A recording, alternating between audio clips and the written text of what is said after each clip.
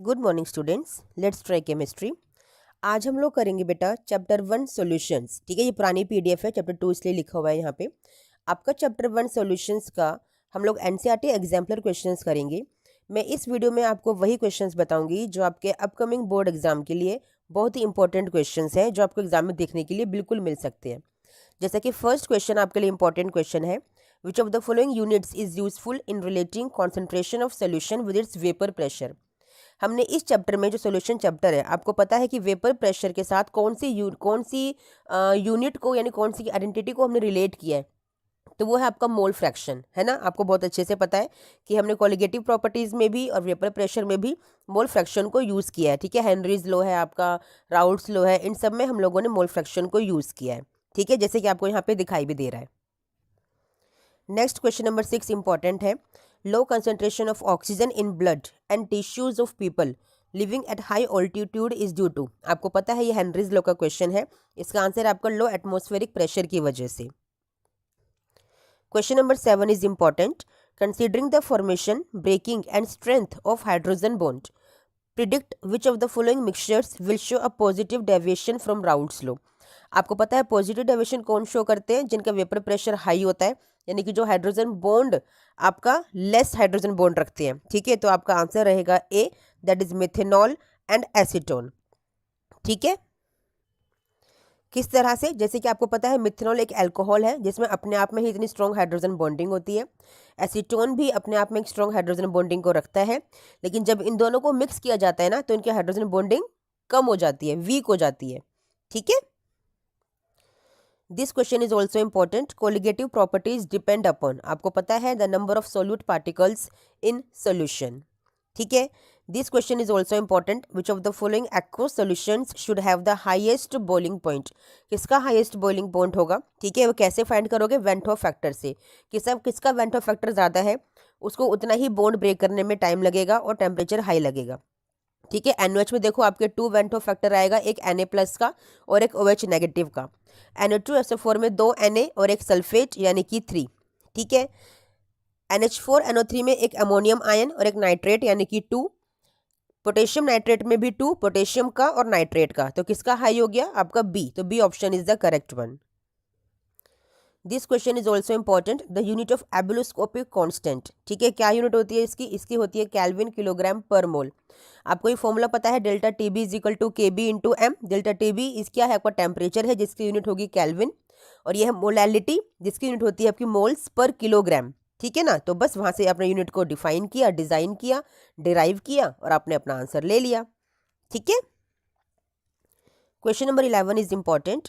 In comparison to a 0.01 molar solution of glucose, the depression in freezing point of 0.01 molar MgCl2 solution is।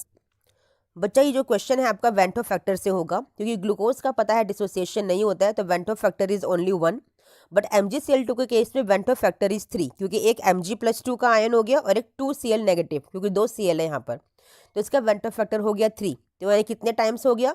Depression in freezing point आपका 3 times हो गया, यानी कि C option is the correct one. Next question number 17 is important. Value of Henry's constant. ठीक है, आपको पता है it increases with increases in temperature. ठीक है, जैसे जैसे टेम्परेचर इंक्रीज करेगा हेनरीज कांस्टेंट की वैल्यू इंक्रीज करती है। ठीक है, question number 18 is also important. Value of Henry's constant it is greater for the gases with lower solubility. जिन गैसेस की सोल्यूबिलिटी कम होती है उनके लिए इसकी जो हेनरी कांस्टेंट की वैल्यू है वो हाई होती है। ठीक है, रिलेशन आपको पता है, P is equal to KH x, x is a solubility. ठीक है ना, तो ये रिलेशन बनेगा KH is equal to P upon x। तो अगर ये ज़्यादा है तो ये कम है, और अगर ये कम है तो ये ज़्यादा है, तो इसका इन्वर्स रिलेशन होता है। ठीक है, ग्रेटर KH तो लोअर सोल्यूबिलिटी। क्वेश्चन नंबर 28 देख लीजिए। Intermolecular forces between 2 benzene molecules are nearly of same strength as those between 2 toluene molecules. For a mixture of benzene and toluene, which of the following are not true? ठीक है, अब देखो बच्चा, ये question आप कैसे अटेम्प्ट करोगे? अब जो बेंजीन और टॉल्विन है, आपको पता है कि आइडियल सॉल्यूशन को बनाते हैं, है ना, क्योंकि इनका कंपेरेबल मोलिकुलर मास है। ठीक है, अब आइडियल सॉल्यूशन के लिए जो वैल्यूज होती है enthalpy of mixing and volume of mixing की, दैट इज इक्वल टू 0। है ना, समझ रहे हो ना आप, और वो आइडल सॉल्यूशंस को क्रिएट करते हैं। आपसे बोल रहे हैं कौन ट्रू नहीं है, तो ऑब्वियसली ये मिनिमम बॉइलिंग एजेट्रोप बनाएंगे, बिल्कुल भी नहीं, क्योंकि वो होते हैं नॉन आइडल सॉल्यूशंस। ठीक है, और they will not form ideal solution, ये भी रॉन्ग है, because these are ideal solutions. तो C and D are incorrect. अब देखो ये क्वेश्चन कितना अच्छा है और इम्पॉर्टेंट है। Which of the following binary mixtures will have the same composition in liquid and vapour phase. अब देखो same composition in liquid and vapour phase किसका होगा बच्चा, उसी का होगा ना जो आपका एजेट्रोप्स होंगे। ये एजेट्रोप की डेफिनेशन है ना कि have the same composition in liquid and vapour phase. और एजेट्रोप्स कौन होते हैं, जो आपके नॉन आइडल सॉल्यूशंस बनाते हैं, क्योंकि मिनिमम बॉइलिंग एजेट्रोप कौन होते हैं, जो आपका पॉजिटिव डेविएशन शो करते हैं, और मैक्सिमम बॉइलिंग एजेट्रोप्स कौन से होते हैं, जो आपके नेगेटिव डेविएशन शो करते हैं। It means they are non ideal solutions. ठीक है ना। अब देखो बेंजीन टोल्यूइन का कंपेरेबल मॉलिक्यूलर मास है, तो ये तो आइडल सॉल्यूशंस हो गए, है ना। और देखो आपका जो एन हेक्सेन एन हेप्टेन है, ये भी आपके कंपेरेबल मॉलिक्यूलर मास है, यानी कि ये भी क्या हो गए, ये भी आपके आइडल सॉल्यूशंस हो गए। तो बचे क्या, आपके वाटर नाइट्रिक एसिड, ये तो आपका नॉन आइडियल है। वाटर इथेनॉल, ये भी आपका नॉन आइडियल है। तो B and C are the answer. Question number 37, ऐसे क्वेश्चन एग्जाम में आ सकते हैं। Explain why on addition of 1 mole of NaCl। देखो NaCl एक सोल्यूट है जो कि नॉन वोलेटाइल है, इसको 1 लीटर वाटर में ऐड किया गया है, और इसके एडिशन की वजह से जो बॉइलिंग पॉइंट है वाटर का वो इंक्रीज कर गया। ठीक है, while addition of 1 mole of methyl alcohol to 1 litre of water decreases its boiling point. ऐसा क्यों, बॉइलिंग पॉइंट इंक्रीज क्यों किया NaCl को ऐड करने पे बेटा, क्योंकि आपने नॉन वोलेटाइल सोल्यूट को ऐड कर दिया, जिसकी वजह से बॉइलिंग पॉइंट यानी टेम्परेचर आपको ज़्यादा चाहिए उस को वोलेटाइल बनाने के लिए, इसीलिए ऐसा हुआ। और जबकि मिथाइल अल्कोहल क्या है, ये एक वोलेटाइल कंपोनेंट है, तो वेपर बॉइलिंग पॉइंट जो है वो कम हो गया। क्यों, क्योंकि वो वोलेटाइल ऑलरेडी है, आपको टेम्परेचर कम देना पड़ेगा। ठीक है, this question is very good. What is the significance of Henry's law constant, बहुत एग्जाम में आया हुआ है ये पहले भी। एक्चुअली क्या होता है, आपको इस रिलेशन के अकॉर्डिंग पता होता है कि higher the value of Henry's constant, है ना, lower is the solubility of the gas in a liquid. ठीक है, इसीलिए जो सोल्युबिलिटी ऑफ अ गैस है in the given liquid can be increased by increasing pressure. अगर प्रेशर इंक्रीज करोगे तो सोल्युबिलिटी ऑफ अ गैस भी इंक्रीज करेगी। किसकी वजह से है ये, हेनरीज कांस्टेंट की वजह से। ठीक है, तो इसीलिए उसका यही सिग्निफिकेंस है। ठीक है, 41 क्वेश्चन तो इतनी बार आया हुआ है एग्जाम में कि बस पूछिए मत। Why are aquatic species more comfortable in cold water in comparison to warm water. बच्चा सोल्युबिलिटी की वजह से, कोल्ड वाटर में टेम्परेचर लो होता है, तो solubility means kinetic energy is less of the gas, that is oxygen gas, है ना, जिसकी वजह से वो सोल्यूबल रहेगी बहुत ज़्यादा, और एक्वाटिक स्पीशीज को इनहेल करने के लिए मोर ऑक्सीजन मिलेगी, और वो खुश रहेंगे, हैप्पी रहेंगे, कंफर्टेबल रहेंगे। जबकि वार्म वाटर में क्या होगा, kinetic energy is more due to high temperature, जिसकी वजह से सोल्युबिलिटी कम हो जाएगी गैस की, और ऑक्सीजन लेस अवेलेबल रहेगी उनके लिए। ठीक है, this question is important. How does sprinkling of salt help in cleaning the snow covered roads. जब हिली एरियाज में ज़्यादा स्नो आज पड़ जाती है ना बेटा, तो सोल्ट को स्प्रिंकल किया जाता है उसके ऊपर, जिससे वो जल्दी मेल्ट हो जाती है। तो कौन सा फिनोमिनन यहाँ पे इन्वॉल्व है ना, उसको एक्सप्लेन करना है। जब सोल्ट को स्प्रेड करते हैं ना बेटा स्नो कवर्ड रोड्स पे, तो स्नो मेल्ट होना स्टार्ट हो जाती है। क्यों, सरफेस से। ठीक है ना, ऐसा क्यों, क्योंकि डिप्रेशन इन फ्रीजिंग पॉइंट हो जाता है, फ्रीज हो रही है ना आपकी स्नो, तो फ्रीजिंग पॉइंट में डिप्रेशन आ जाता है सोल्ट को ऐड करने से। ठीक है, समझ में आया, जिसकी वजह से रोड्स क्लीन हो जाती हैं। इसलिए यहाँ पे कौन सा फिनोमिनन यूज हुआ, आपका depression in freezing point phenomenon use हुआ। Now this question is important. Explain the terms ideal and non-ideal solutions in the light of forces of interactions operating between molecules in liquid solutions. बच्चा ideal solutions वो होते हैं those obeys Raoult's law, जहाँ पे जो examples होते हैं आपके, जो आपके ये सॉल्यूशंस होते हैं, जो कंपोनेंट्स होते हैं, वो कंपेरेबल मोलिकुलर मास के होते हैं। ठीक है ना, और वोलेटाइल वोलेटाइल होंगे या फिर नॉन वोलेटाइल होंगे। ठीक है ना, इस तरह से हम लोग एग्जाम्पल लेते हैं। या ये वाला थोड़ा हटा दो, अभी आपके आउट ऑफ सिलेबस है। आप ये कॉन्सेप्ट ले सकते हो कि हैविंग कंपेरेबल मोलिकुलर मास। ठीक है, और एक कॉन्सेप्ट क्या ले सकते हो आप लोग, एक कॉन्सेप्ट आप ये ले सकते हो कि पोलर पोलर इन नेचर। ठीक है ना, या फिर नॉन पोलर इन नेचर, वो ज़्यादा ईजी है समझना आप लोगों के लिए। वो होते हैं आपके आइडल सॉल्यूशंस। और नॉन आइडल कौन से होते हैं, जहाँ पे आपके आ जाते हैं रोल्स लॉ को ओबे नहीं करते। ठीक है, जो volatile and non volatile components की मिक्सिंग हो जाती है, जहाँ पे positive deviation negative deviation show करते हैं। पॉजिटिव डेविएशन क्या होता है, जहाँ वेपर प्रेशर हाई होगा, यानी कि जो इंटरेक्शन है in between the component particles, solute solvent में जो इंटरेक्शन है दैट विल बी लेस, उस वजह से वेपर प्रेशर हाई होगा। और नेगेटिव डेविएशन में क्या होगा, vapour pressure will be less, क्योंकि जो इंटरेक्शन है between the solute and solvent particles that will be more. ठीक है। आइडियल सॉल्यूशन में delta enthalpy of mixing is equal to 0 and volume of mixing is equal to 0. In non-ideal both are non-equal to 0. ठीक है। एक ये वाला question देख लीजिए, इंपॉर्टेंट है। Why is the mass determined by measuring a colligative property in case of some solutes abnormal? Discuss it with the help of Van 't Hoff factor. Question ये है कि जो colligative properties जब हम use करते हैं, major करते हैं, तो कुछ केसेस में क्या देखा जाता है कि कुछ सोल्यूट्स एबनॉर्मलिटी को शो करते हैं। तो ऐसा क्यों है, वेन 't Hoff फैक्टर को यूज़ करते हुए हमें एक्सप्लेन करना है। आपको पता है जो आई होता है वेन 't Hoff फैक्टर, वो क्यों यूज़ करते हैं हम लोग, कोलिगेटिव प्रॉपर्टीज़ के एरर में जो एरर आते हैं उनमें उसको मिनिमाइज करने के लिए। ठीक है। अब होता क्या है कि आपने जब डिसोसिएशन या एसोसिएशन किया, सपोज एसोसिएशन के केस में जो आपने इथेनोइक एसिड का एसोसिएशन किया था तो वो डायमराइज हो गया था, तो मोलर मास जो आता है वो दैट इज एबनॉर्मल, एसोसिएशन के बाद ज़्यादा हो जाता है, डबल हो जाता है बिफोर एसोसिएशन से। ठीक है ना। तो हम ये वाले फॉर्मूलाज को यूज़ करके हम लोग उसको मिनिमाइज करते हैं। ठीक है। तो ये इस तरह से इसको आप आंसर लिख सकते हो। ठीक है। तो एग्जाम्पलर में से ये सारे क्वेश्चंस आपके इंपॉर्टेंट बनते हैं चैप्टर सॉल्यूशंस के। ठीक, चैप्टर नंबर 2 इलेक्ट्रोकेमिस्ट्री के एनसीईआरटी एग्जाम्पलर के important questions for board exam, जिसमें कि आपका फर्स्ट क्वेश्चन इंपॉर्टेंट है, which cell will measure standard electrode potential of copper electrode. सिर्फ कॉपर इलेक्ट्रोड आपको दे रखा है। आपको पता है copper is a d block metal जो +2 में रहना पसंद करता है और कॉपर में कन्वर्ट होता है, तो ऑब्वियसली रिडक्शन होगा, इसका +2 से 0 में जाएगा तो रिडक्शन होगा। अब जब रिडक्शन होगा तो ऑब्वियसली एक कैथोड पर होगा। ठीक है। और कैथोड का जो रिडक्शन जब हम करते हैं कैथोड पर, तो copper electrode means right side पे लिखा जाएगा। तो यानी कि चारों ही आपको यहाँ पे सही लग रहे होंगे, चारों के साइड, चारों में ही कॉपर आपको दे रखा है कैथोड पर, यानी कि राइट साइड में आपको दे रखा है। अब क्योंकि आपको यहाँ पे कोई कॉन्सेंट्रेशन गिवन नहीं है और आपको दे रखा है स्टैंडर्ड इलेक्ट्रोड पोटेंशियल, तो ऑब्वियसली ये 1 मोलर पे होती है। ठीक है। तो देखो 1 मोलर के लिए आपको 3 ऑप्शन दे रखे हैं, फर्स्ट, थर्ड और फोर्थ, तो इन तीनों में से कोई एक हो सकता है। ठीक है। चलिए, अब आपको ये पहचानना है कि दूसरा जो एनोड पे जो इलेक्ट्रोड है वो कौन सा होगा। एनोड पे जो आपका इलेक्ट्रोड है वो कौन सा होगा बेटा। अब क्योंकि जब कॉपर आपका रिडक्शन पे हो गया, दूसरा कोई भी आपको नहीं दे रखा है इलेक्ट्रोड, मेंशन नहीं कर रखा है, तो आपको पहचानना आना चाहिए कि ऑब्वियसली वो हाइड्रोजन होगा। तभी दे रखा है कि स्टैंडर्ड इलेक्ट्रोड पोटेंशियल पे, तो वो हाइड्रोजन होगा। अब देखो चारों पे ही हाइड्रोजन है, इलेक्ट्रोड तो आपका प्लेटिनम हो गया, इनर्ट हो गया।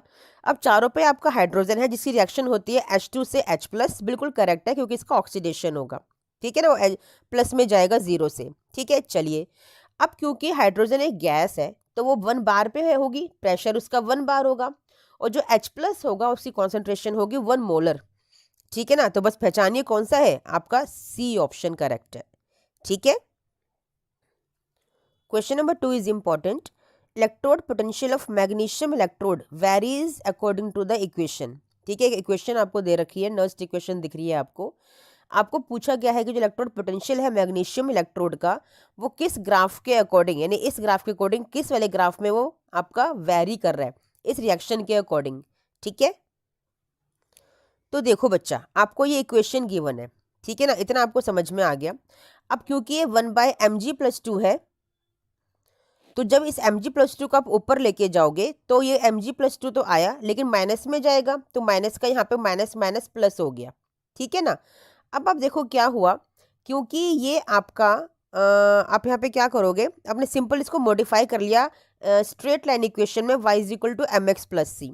आपको y दे रखा है ये क्वेश्चन के अंदर, x आपको ये दे रखा है, तो ये m हो गया यानी कि आपका स्लोप आ गया, और ये हो गया आपका इंटरसेप्ट। ठीक है। अब देखो क्योंकि पॉजिटिव आपका स्लोप है तो पॉजिटिव तो आपका यहाँ से जाएगा, नीचे की तरफ से जाएगा।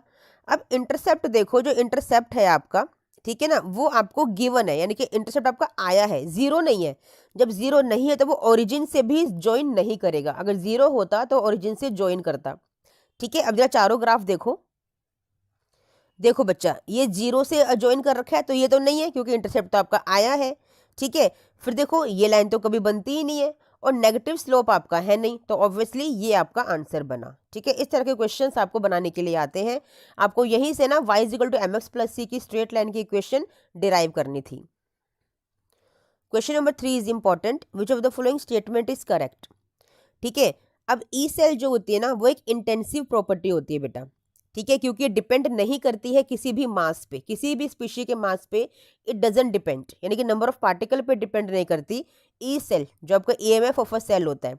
ठीक है, लेकिन जो डेल्टा जी होता है ना वो एक एक्सटेंसिव प्रॉपर्टी होता है। क्यों? क्योंकि ये मास ऑफ स्पीशी यानी कि नंबर ऑफ पार्टिकल्स पर डिपेंड करती है, तो इसलिए जो आपका ऑप्शन सी है वो करेक्ट हो गया बेटा।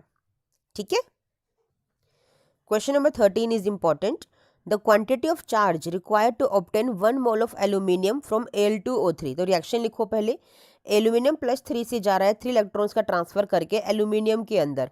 ठीक है ना, तो कितने इलेक्ट्रॉन्स आपको चाहिए? 3 इलेक्ट्रॉन्स, यानी कि 3 फैराडे आपको चाहिए, तो ये रहा आपका 3 faraday. Question number 14 is important, the cell constant of a conductivity cell. ठीक है, किस पे डिपेंड करता है बच्चा? जो ये ना एक्चुअली कांस्टेंट रहता है फॉर अ सेल, जो सेल कांस्टेंट है ना वो remains constant for the cell. ठीक है, जो कंडक्टिविटी सेल होते हैं, कंडक्टिविटी के लिए सेल कांस्टेंट रिमेन्स कांस्टेंट। ठीक है, question number 15 is important, while charging the lead storage battery. अब बैटरी को चार्ज कर रहे हो तो ऑब्वियसली जो लेड सल्फेट एनोड है वो रिड्यूस होता है लेड में। चार्जिंग की रिएक्शन पूछ रहा है आपसे, डिस्चार्जिंग की नहीं। मैंने कहा था जो रिएक्शंस गिवन होती है एनसीईआरटी में जो मैंने करवाई हैं वो डिस्चार्जिंग की है, चार्जिंग के लिए उसको रिवर्स करना पड़ता है। ठीक है, ये रिएक्शंस आपको दे रखे हैं कैथोड एनोड पे, और ओवरऑल रिएक्शन आपकी ये वाली होती है। Question number 21 is important, conductivity of electrolytic solution depends on nature of electrolyte and concentration of electrolyte। ठीक है, जो कंडक्टिविटी होता है किसी भी इलेक्ट्रोलाइटिक सोल्यूशन का वो डिपेंड करता है बच्चा इलेक्ट्रोलाइट की नेचर और कॉन्सेंट्रेशन पे। Question number 23 is also important, what will happen during the electrolysis of aqueous solution of copper sulphate. अगर आप इलेक्ट्रोलाइसिस करते हो कॉपर सल्फेट के एक्वस सोल्यूशन का, ठीक है, बाय यूजिंग प्लैटिनम यानी कि इनर्ट इलेक्ट्रोड्स, तो क्या होगा बच्चा? एक तो कॉपर कैथोड पे डिपॉजिट होगा। ठीक है, रिएक्शन देख लो कैसे, कॉपर सल्फेट कॉपर +2 में और सल्फेट -2 में डिसोसिएट होगा। ठीक है ना, अब क्योंकि एक्वा सोल्यूशन आपको दे रखा है तो वाटर का भी डिसोसिएशन होगा 2H+ and O2 negative ions के अंदर। ठीक है, अब एनोड पे ना ये 2O2 नेगेटिव आयंस जाएंगे ऑक्सीजन और 2 इलेक्ट्रॉन्स में, एनोड पे ऑक्सीजन डिपॉजिट होगी विद 2 इलेक्ट्रॉन्स। ठीक है, और कैथोड पे जो कॉपर +2 है वो 2 इलेक्ट्रॉन्स को एक्सेप्ट करेगा क्योंकि रिडक्शन होगा ना उसका, और कॉपर में कन्वर्ट हो जाएगा। ठीक है, तो क्या हुआ? कॉपर डिपॉजिट हुआ कैथोड पर और ऑक्सीजन डिपॉजिट हुई एनोड पर। ठीक है, अब देखो अगर यही क्वेश्चन पूछ लिया जाए इन the presence of copper electrode, आपके पास प्लेटिनम इलेक्ट्रोड नहीं है, कॉपर इलेक्ट्रोड है, तो क्या होगा? कैथोड पर तो वही रिएक्शन होगी, copper +2 electrons give you copper, लेकिन एनोड पे क्या होगा? जो कॉपर है ना वो कॉपर +2 में कन्वर्ट हो जाएगा विथ 2 इलेक्ट्रॉन्स। तो क्या हो गया? Copper will deposit at cathode and copper will dissolve at anode. Anode पे डिसॉल्वेशन होता है, ठीक है ना, एनोड पे डिसोल्यूशन होता है। ठीक है, 26 question, molar conductivity of ionic solution. कोई आयनिक सॉल्यूशन है, उसकी मोलर कंडक्टिविटी किस पे डिपेंड करती है? वो डिपेंड करती है टेम्परेचर और concentration of electrolytes in the solution. Question number 41 is important, solutions of two electrolytes A and B are diluted. Molar conductivity of B increases 1.5 times while that of A increases 25 times. Which of the two is a strong electrolyte? ठीक है, ये आपका PYQ में भी आया हुआ है बेटा, इंपॉर्टेंट है। एक्चुअली जो स्ट्रॉन्ग इलेक्ट्रोलाइट्स होते हैं आपको पता है डिसोसिएट होते हैं कंप्लीटली, है ना, इवन ऑन हाई कॉन्सेंट्रेशंस। इसीलिए जो कॉन्सेंट्रेशन है इस तरह के सॉल्यूशंस की वो ऑलमोस्ट सेम रहती है डाइल्यूशन करने पर भी। ठीक है, अब देखो जो इलेक्ट्रोलाइट बी है ना वो स्ट्रोंगर है ए से, क्योंकि बी के जो नंबर ऑफ आयंस हैं वो डाइल्यूशन करने पर भी सेम रह गए। ठीक है, but only inter ionic attraction decreases. ठीक है, इसीलिए जो मोलर कंडक्टिविटी है इंक्रीज कर रही है ओनली 1.5 टाइम्स, क्योंकि वो ऑलरेडी स्ट्रॉन्ग इलेक्ट्रोलाइट है, क्योंकि उसको और डिसोसिएशन की जरूरत नहीं है। तो जिसकी मोलर कंडक्टिविटी कम होगी ना वही स्ट्रॉन्ग इलेक्ट्रोलाइट होगा, क्योंकि वो ऑलरेडी डिसोसिएट हो चुका है। समझ में आया बच्चा? चलो, 46 question is important, write the Nernst equation for the cell reaction in the Daniell cell. ठीक है, डैनियल सेल में रिएक्शन लिखनी है, नर्स्ट इक्वेशन बहुत ईजी है। और ई सेल पे क्या इफेक्ट पड़ेगा अगर जिंक प्लस टू आयन की कंसेंट्रेशन को इंक्रीज कर दें, ये भी आपका PYQ का क्वेश्चन है। ये आपकी नर्स्ट इक्वेशन होती है डैनियल सेल के लिए। अगर जिंक प्लस टू की कंसेंट्रेशन आप इंक्रीज कर रहे हो तो ऑब्वियसली जो ई नोट सेल है, जो ई सेल है, वो आपका डिक्रीज करेगा। ठीक है, it will decrease.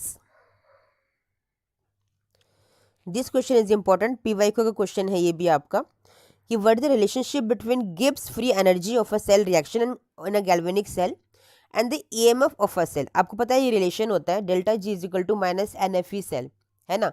When will the maximum work be obtained from a galvanic cell, कब आप मैक्सिमम वर्क ले पाओगे गैल्वेनिक सेल से, कब होगा, ऐसा कब हो सकता है बच्चा। देखो पूरा आपको बताती हूँ पढ़ के कि कैसे हमें आंसर को अटेम्प्ट करना होता है लॉन्ग क्वेश्चंस को। If concentration of all reacting species is unity, ठीक है, उस केस में E cell E naught cell के इक्वल हो जाता है और delta G is equal to minus NFE naught cell होता है। ठीक है, अब if we want to obtain maximum work from a galvanic cell then charge has to be passed reversibly. The reversibly work done by a galvanic cell is equal to decrease in the Gibbs energy, यानी कि इस relation से ही हम लोग maximum work ले सकते हैं किसी भी गैल्वेनिक सेल से। आया समझ में बच्चा। ठीक है, चलिए तो यहाँ पे हमारा ये चैप्टर भी कंप्लीट होता है। आज हम लोग करेंगे केमिकल काइनेटिक्स चैप्टर नंबर 3 के NCERT एग्जाम्पलर के most important questions for board exam. Question number 1 is important, the role of catalyst is to change. आपको पता है कि कैटलिस्ट का रोल क्या होता है आपके केमिकल काइनेटिक्स के चैप्टर के अंदर। इसका रोल होता है activation energy of a reaction को चेंज करना। Question number 2 is important. In the presence of catalyst, the heat evolved or absorbed during the reaction remains unchanged. उस पर कोई भी फर्क नहीं पड़ता। ठीक है। Question number 3 is important. Activation energy of a chemical reaction can be determined by determining the rate constant at two temperatures by using this relation. आपको पता है टू टेम्परेचर्स का रिलेशन हम यहाँ पे यूज़ करते हैं, तो इसको यूज़ करते हुए हम एक्टिवेशन एनर्जी को फाइंड कर सकते हैं। Question number 4, consider the figure and mark the correct option. ठीक है, activation energy of forward reaction, ठीक है, that is E1 plus E2 and product is less stable then reactant. ठीक है, this is the correct one, क्योंकि जो activation energy है ना E1 प्लस E2, ठीक है, वो आपका ज़्यादा स्टेबल मतलब कि फॉरवर्ड डायरेक्शन की तरफ जाता है। ठीक है, और जो प्रोडक्ट होता है दैट इज लेस स्टेबल, क्यों, क्योंकि energy of product is greater than the reactant, that's why. It means option A is the correct one. This is important. According to Arrhenius equation, rate constant K is equal to A e to the power minus E upon RT. Which of the following options represents the graph of natural log K versus 1 upon T? ठीक है, कौन सा graph आपके यहाँ पे represent करेगा। आपके पास relation होता है K इज इक्वल टू A e to the power minus E upon RT। ठीक है, फिर आप लोग क्या करते हो, नेचुरल लॉग लेते हो इस इक्वेशन का। ठीक है, आपका ये रिलेशन निकल कर आता है। ठीक है, अब देखो यहाँ से ना y equal to mx plus c का जो स्ट्रेट लाइन की इक्वेशन है उसकी टर्म्स में इसको लिख लो। तो y हो गया नेचुरल लॉग के और x हो गया आपका 1/t, उसी के रिस्पेक्ट में दे रखा है आपको। देखो सभी के सभी ग्राफ्स में वही दे रखा है आपको। ठीक है, अब देखो स्लोप क्या आया, negative, that is minus E a upon r। तो नेगेटिव स्लोप कहाँ दिख रहा है आपको, नेगेटिव स्लोप तो आपको सिर्फ a के अंदर दिख रहा है, तो यहीं से आपको आंसर मिल गया। ठीक है, और देखो आपका इंटरसेप्ट भी है लॉन ए, तो वो 0 भी नहीं है, तो obviously A is the answer. Question number 7, consider the Arrhenius equation given below. ठीक है, आपसे पूछा है, एक्चुअली इसका ऑप्शन डी करेक्ट है कि रेट कांस्टेंट इंक्रीजेस एक्सपोनेंशियली, ठीक है, with decreasing activation energy and increasing temperature. देखो बच्चा ये इक्वेशन है आपकी। ठीक है, अब देखो के डायरेक्टली प्रोपोर्शनल है किसके, e to the power minus E a के, ये डायरेक्टली प्रोपोर्शनल दिख रहा है आपको। ठीक है, और e to the power minus 1/t के, ठीक है, यानी कि e to the power t के। समझ में आया, जिसका मतलब है कि एक्टिवेशन एनर्जी डिक्रीज कर रही है। ठीक है, कैसे कैसे, जैसे जैसे आपका रेट कांस्टेंट इंक्रीज कर रहा है। देखो ना, क्योंकि ये माइनस में है ना आपका ये वाला रिलेशन, तो एक्टिवेशन एनर्जी डिक्रीज कर रही है और रेट कांस्टेंट इंक्रीज कर रहा है। ठीक है, और यहाँ पर टेम्परेचर इंक्रीज कर रहा है तो रेट ऑफ रिएक्शन आपका इंक्रीज कर रहा है, ठीक है, क्योंकि वो डायरेक्ट रिलेशन रख रहा है यहाँ पे बच्चा। ऐसे क्वेश्चंस भी एग्जाम में देखने के लिए मिल जाते हैं। आपको पूरी इक्वेशन दे रखी है, आपको उसके लिए एक्सप्रेशन लिखना है, ठीक है, रेट ऑफ रिएक्शन का। तो देखो आपको दिख रहा है बच्चा यहाँ पर कि जो ब्रोमाइड है, ठीक है ना, वो हो जाएगा आपका 1/5, ठीक है। ये ब्रोमेट है, ये आपका एज इट इज़ आएगा, और आपका ये 6H+ है, ठीक है, तो ये हो गया -1/6, ठीक है। फिर दे रखा है आपका ये 1/3 हो जाएगा प्लस में, और ये भी 1/3 हो जाएगा, ठीक है। वैसे भी लिक्विड है तो लिक्विड के तो हम 1 ही लेते हैं, इसको हम लेंगे नहीं, इसको यूज़ ही नहीं करेंगे हम लोग। अब देखो आपको दे रखा है यहाँ पे रिलेशन ब्रोमाइड और H+ के रिस्पेक्ट में खाली, तो यहाँ तो कुछ है ही नहीं, ये तो आपको लेना ही नहीं है, आपको ये ब्रोमाइड लेना है और आपको ये वाला H+ लेना है बस। तो देखो कैसे लिखोगे, ये हो गया 1/5 और ये हो गया आपका 1/6, तो जो 5 को ऊपर ले जाओ तो 5/6 आ जाएगा, तो इसलिए आपका आंसर हो जाएगा C option. Which of the following graphs represent exothermic reaction. अब देखो बच्चा, आपको जो ये रिलेशन, ये जो ग्राफ दिख रहा है, यहाँ पे दिख रहा है आपका कि रिएक्टेंट आपका यहाँ पर है और प्रोडक्ट आपका यहाँ पर है, जबकि इन दोनों केसेस में अलग है कि रिएक्टेंट तो यहाँ से शुरू हो रहा है लेकिन प्रोडक्ट यहीं पे ख़त्म हो जा रहा है, और यहाँ पे दोनों दोनों इक्वल हैं। तो बच्चे जब भी एक्सोथर्मिक रिएक्शन होती है ना, तो आपका ये वाला ग्राफ बनता है। क्यों, यहाँ पढ़िए, बड़ा अच्छे से आपको बता रखा है। The chemical reaction in which energy is evolved, है ना, उसी को हम एक्सोथर्मिक रिएक्शन बोलते हैं, ठीक है। इसका मतलब क्या है कि activation energy of the product is greater than the activation energy of the reactant, इसीलिए देखो ना यहाँ पे ज़्यादा एक्टिवेशन एनर्जी है, तो इस केस में क्या होगा, आपका एक्सोथर्मिक रिएक्शन होने वाला है, ठीक है। ये तो आपका एंडोथर्मिक रिएक्शन का केस हो गया। ऐसे क्वेश्चन सब्जेक्टिव क्वेश्चंस में भी आते हैं कि अगर बी की कॉन्सेंट्रेशन को डबल कर दिया जाए, है ना, कॉन्सेंट्रेशन ए को कांस्टेंट रखकर, तो रेट कांस्टेंट की वैल्यू पे क्या फ़र्क पड़ेगा, ठीक है। अब देखो आपने बी की कॉन्सेंट्रेशन को डबल कर दिया, ठीक है ना। अब देखो यहाँ पर जब कॉन्सेंट्रेशन आपने डबल किया तो होगा क्या, ऑब्वियसली वो ट्वाइस हो जाएगा, है ना, विद 2 है ना, 2 मल्टीप्लाई करोगे तो ऑब्वियसली वो ट्वाइस हो जाएगा, तो rate of reaction will be doubled. देखो ये क्वेश्चन भी बहुत अच्छा है कि एक फर्स्ट ऑर्डर रिएक्शन है जो 50% कंप्लीट होती है इतने सेकंड के अंदर। आपसे कह रहा है कि कितना टाइम लेगा 100% कंप्लीशन के लिए बच्चा। कभी भी फर्स्ट ऑर्डर रिएक्शन है 100% कंप्लीट होती ही नहीं है, ठीक है, तो इट इज़ इनफाइनाइट, ठीक है, वो कभी कंप्लीट होगी ही नहीं। और आप लोग क्या करोगे, सॉल्व करने लग जाओगे बच्चा, यूज़ योर माइंड, ठीक है, यूज़ योर ब्रेन। चलिए क्वेश्चन नंबर 17 है, ठीक है, आपको रिएक्शन दे रखी है। Concentration of either A or B were changed, keeping the concentration of one of the reactant constant and rates were measured। ठीक है, ठीक है, ठीक है, आपको पूरा डेटा दे रखा है, आपको इसके अकॉर्डिंग ना आपको आपको रेट ऑफ रिएक्शन लिखना है एक्चुअली, यानी कि आपको सबसे पहले ऑर्डर फाइंड करना है, ठीक है। अब देखो आप क्या करोगे, मैं सोल्यूशन दिखा देती हूँ आपको। आप यहाँ पे 3 इक्वेशंस बनाओगे अलग अलग, ठीक है। देखो आपकी रेट ऑफ रिएक्शन तो ये बन गई, ठीक है ना।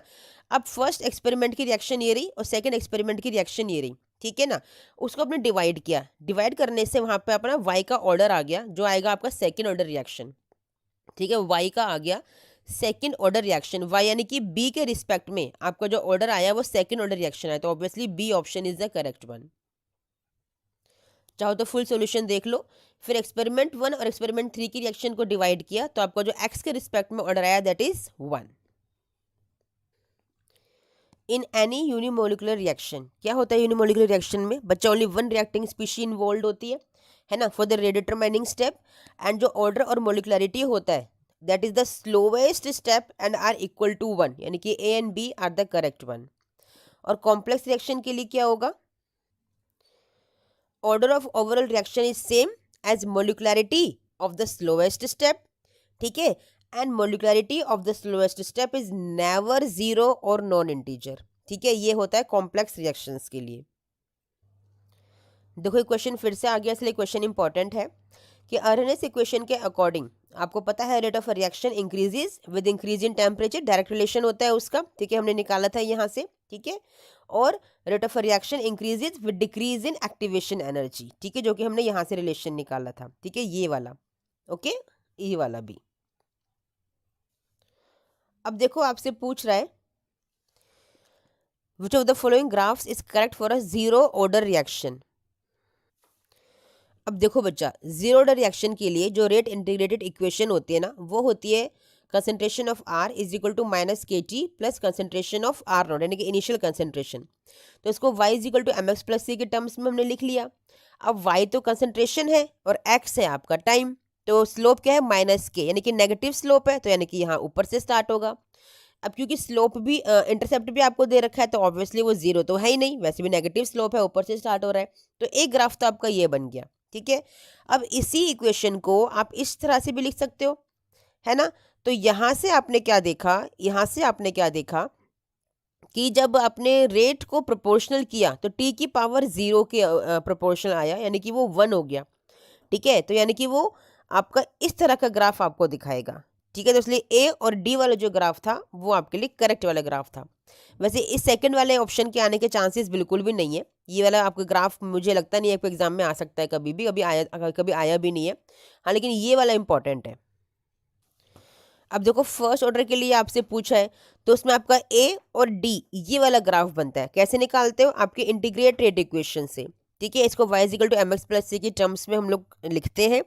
ठीक है, और देखो यहाँ पे आपका जो स्ट्रेट लाइन की इक्वेशन आती है ना, उसमें जो आपका स्लोप है, सॉरी इंटरसेप्ट, वो जीरो आता है और स्लोप आता है आपका ये वाला, यानी कि पॉजिटिव स्लोप आता है।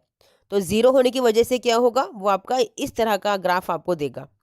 ठीक है, और देखो सेकंड वाले के लिए क्या करोगे, आप ये वाला रिलेशन लोगे। ठीक है, इस तरह से, और जब इसको आप बनाओगे हाफ लाइफ के रिस्पेक्ट में, ठीक है, तो इंडिपेंडेंट होता है वो इनिशियल कॉन्सेंट्रेशन के, तो इसलिए जो उसका ग्राफ है वो इंडिपेंडेंट ग्राफ आएगा। तो मैं दोनों ग्राफ दिखाती हूँ आपको। जो इंडिपेंडेंसी वाला ग्राफ है वो तो आपका ये वाला हो गया। ठीक है, और जो इसके रिस्पेक्ट में ग्राफ आया था आपका, जिसमें कि आपका इंटरसेप्ट 0 था, तो उसके लिए आपका ये वाला ग्राफ बनेगा बच्चा। ठीक है, क्योंकि ये तो नेगेटिव स्लोप के लिए है जो हमारा नहीं बन रहा है। ये आपका आ रहा है एक पैराबोला टाइप, है ना, आपका ये कर्व्ड स्लोप आ रहा है, तो ये भी हमारा नहीं बन रहा है। ठीक है, this question is important. State a condition under which a biomolecular reaction is kinetically first order reaction. बहुत इंपॉर्टेंट है, ये सूडो फर्स्ट ऑर्डर रिएक्शन का एग्जांपल है, उसका क्वेश्चन है। तो उसके लिए आप ये करते हो ना, एसीटेट है आपका, एस्टेरिफिकेशन करते हो। एस्टेरिफिकेशन जो वाटर मॉलिक्यूल्स को ऐड किया जाता है तो अनलिमिटेड ऐड किया जाता है, कोई लिमिट तो होती नहीं वाटर मॉलिक्यूल्स की, यानी कि वो एक्सेस में होता है, तो इसलिए उसकी कंसंट्रेशन को हम वहाँ पे नेग्लेक्ट कर देते हैं। ठीक है, तो इसलिए आपका जो ऑर्डर है वो फर्स्ट ऑर्डर रिएक्शन आ जाती है, जबकि होनी कौन सी चाहिए थी, बायोमोलिकुलर, लेकिन ये एक्सेस में होता है वाटर, तो इसलिए उसकी कंसंट्रेशन को इग्नोर कर दिया जाता है, नेग्लेक्ट कर दिया जाता है। तो बायोमोलिकुलर रिएक्शन आपकी सूडो फर्स्ट ऑर्डर रिएक्शन यानी कि फर्स्ट ऑर्डर रिएक्शन में कन्वर्ट हो जाती है। ठीक है, now this question is important. In a reaction if the concentration of reactant A is tripled, the rate of the reaction becomes 27 times. What is the order of the reaction? देखो ना, triple की 27 times हो गई, यानी कि R is equal to के ए to the power n। ठीक है ना, अब देखो अगर मैं A को 3 टाइम्स कर दूं तो R क्या हो रहा है 27 टाइम्स, तो लिखो जरा उसको, 27 times R is equal to 3A। ठीक है ना, जब सॉल्व करोगे, इसको डिवाइड करोगे इन दोनों को, तो आप क्या पाओगे कि आपकी थर्ड ऑर्डर रिएक्शन आ रही है। ठीक है, तो इस तरह से क्वेश्चन आपको एग्जाम में देखने के लिए मिल सकता है बच्चा, तो ये प्रैक्टिस कर लेना। अब देखो कितना इजी क्वेश्चन है, और ऐसे क्वेश्चन एग्जाम में देखने के लिए मिलते हैं कि आपको 3 क्वेश्चंस के आंसर बताने हैं कि इस ग्राफ के लिए ऑर्डर ऑफ द रिएक्शन क्या है। ऑर्डर कैसे पता करोगे, आप यूनिट से। ठीक है ना, अब देखो आपको यहाँ पे A to B का एक प्लॉट दे रखा है, इक्वेशन का ग्राफ दे रखा है। अब क्योंकि आपको दिख रहा है कंसंट्रेशन ऑफ A और टाइम के बीच में ग्राफ है, तो ऑब्वियसली जीरो ऑर्डर रिएक्शन का होगा, क्योंकि जो फर्स्ट ऑर्डर रिएक्शन होती है वो इंडिपेंडेंट ऑफ कॉन्सेंट्रेशन होती है, इनिशियल कॉन्सेंट्रेशन। तो इस जीरो ऑर्डर रिएक्शन का एग्जाम्पल है, ग्राफ है, तो उसके लिए ये वाली इक्वेशन होती है। ठीक है ना, अब आपसे पूछा है स्लोप क्या होगा, तो स्लोप तो नेगेटिव है, यानी कि माइनस के। ठीक है, फिर पूछिए यूनिट, जीरो ऑर्डर की यूनिट क्या होती है, that is mole litre inverse second inverse. This question is important. All energetically effective collisions do not result in a chemical change. ठीक है, ऐसा क्यों होता है बच्चा, क्योंकि पता है आपका मोलिकुलरिटी, आपको जैसे कि पता है कि मोलिकुलरिटी जो होती है वो मैक्सिमम कितनी हो सकती है, मैक्सिमम मोलिकुलरिटी आपकी 2 या 3 हो सकती है। इससे ज़्यादा जो कोलिजन्स होते हैं वो इफेक्टिव नहीं हो पाते हैं। ठीक है, जिसकी वजह से वहाँ केमिकल चेंज नहीं हो पाता है। ओके, ये पूरा एक्सप्लेन करके आपको दे रखा है, आप इसे ध्यान से पढ़ सकते हो, क्योंकि लॉन्ग क्वेश्चन में अगर आएगा तो आपको इसी तरह से इस आंसर को अटेम्प्ट करना पड़ेगा। अब देखो सूडो फर्स्ट ऑर्डर रिएक्शन को एक्सप्लेन करने के लिए बोला है, आपको पता है। एक आपका एस्टेरिफिकेशन होता है, एक आपका इन्वर्जन ऑफ शुगर का रिएक्शन होता है। दोनों में ही वाटर को लिया जाता है, जो कि आपका क्या होता है, एक्सेस में होता है।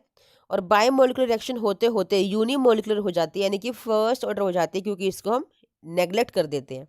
ठीक है, तो ये थे बच्चे सारे इंपॉर्टेंट क्वेश्चंस आपके चैप्टर केमिकल काइनेटिक्स। बेटा आज हम लोग कर रहे हैं चैप्टर नंबर 4, हमारा DNF ब्लॉक एलिमेंट्स के एनसीईआरटी एग्जाम्पलर के मोस्ट इंपॉर्टेंट क्वेश्चंस, जिसमें कि फर्स्ट क्वेश्चन आपका इंपॉर्टेंट है कि electronic configuration of transition element X in +3 oxidation state is this. Electronic configuration is given to you. आपको सिंपल एटॉमिक नंबर पूछा है, इतना इजी क्वेश्चन है बेटा।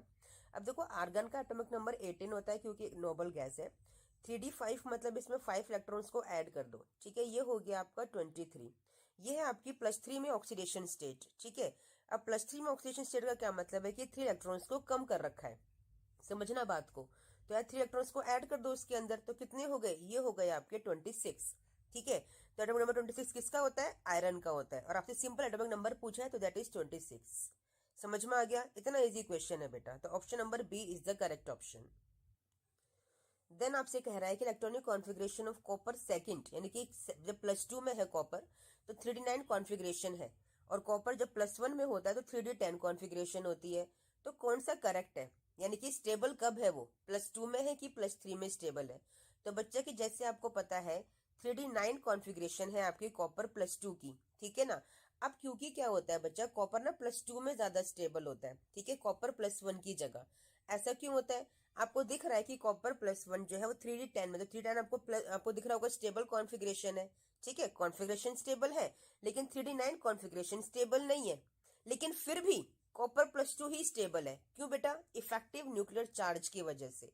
क्योंकि इफेक्टिव न्यूक्लियर चार्ज जो होता है कॉपर +2 का, उसकी वजह से बहुत ज्यादा स्टेबल होता है। क्योंकि ये आपके 17 इलेक्ट्रॉन्स को होल्ड किए हुए हैं यहाँ पे, ना कि 18 इलेक्ट्रॉन्स को। इसीलिए आपका copper +2 is more stable 3d9 में होने के बावजूद भी, due to effective nuclear charge. इसलिए इंपॉर्टेंट क्वेश्चन बन जाता है बेटा, क्योंकि आप 3d10 को देखते क्या करोगे, इट इज मोर स्टेबल, आप इसको टिक करके आ जाओगे। जबकि नहीं, कॉपर ऑलवेज +2 में ही स्टेबल होता है। आपने जब भी स्ट्रक्चर बने हुए देखे होंगे, ऐसे देखे होंगे, CuCl2 देखा होगा, है ना। आपने CuO देखा होगा, क्योंकि -2 में है और ये +2 में है। तो कॉपर ऑलवेज +2 में सबसे ज्यादा स्टेबल होता है बच्चा। ठीक है, एक इस तरह के क्वेश्चंस बहुत देखने के लिए मिलते हैं कि ट्रांजिशन एलिमेंट्स कलर्ड सोल्ट बनाते हैं, क्योंकि वहां पर अनपेड इलेक्ट्रॉन्स प्रेजेंट होते हैं। ठीक है, तो आपसे पूछा है कि इन चारों में से कौन सा कॉम्प्लेक्स है जो कलर्ड है। तो बड़ा इजी है, आप इनका ऑक्सीडेशन नंबर निकालिए सेंट्रल एटम का। ठीक है, और उसका फिर देखिए वो अनपेयर्ड है कि पेयर्ड है। अगर अनपेयर्ड है तो ऑब्वियसली वो क्या है, आपका कलर्ड कॉम्प्लेक्स है। ठीक है, this question is very important. On addition of small amount of KMnO4, अगर हम H2SO4 जो कॉन्सेंट्रेटेड है, उसमें अगर KMnO4 का थोड़ा सा अमाउंट अगर हम ऐड कर देते हैं ना, तो ग्रीन कलर की ऑयली लेयर बन जाती है। ठीक है, जो कि बहुत ही एक्सप्लोसिव नेचर की होती है। आपको वो कॉम्पाउंड बताना है इन चारों में से कौन सा कॉम्पाउंड है। तो बच्चा वो होता है आपका Mn2O7। एक रिएक्शन होती है आपकी KMnO4 की कॉन्सेंट्रेट H2SO4 के साथ, जिसकी वजह से आपका बनता है Mn2O7। ये ग्रीन कलर की ऑयली लेयर होती है, जो कि बहुत हाईली एक्सप्लोसिव होती है इन नेचर। ठीक है, इसलिए क्वेश्चन बहुत इंपॉर्टेंट हो जाता है। Then this question is important, why first ionisation enthalpy of chromium is lower, यानी कि उसको एनर्जी नहीं लगानी पड़ती अपना फर्स्ट इलेक्ट्रॉन निकालने के लिए, जबकि जिंक को लगानी पड़ती है बच्चा, क्योंकि इसका तो फुल्ली ये इलेक्ट्रॉनिक कॉन्फ़िगरेशन होता है ना, दैट्स वाई। ठीक है, क्रोमियम के पास D9 कॉन्फ़िगरेशन होता है, जिंक के पास D10 होता है, दैट्स वाई। ठीक है, इतना इजी क्वेश्चन और एग्जाम में आता है।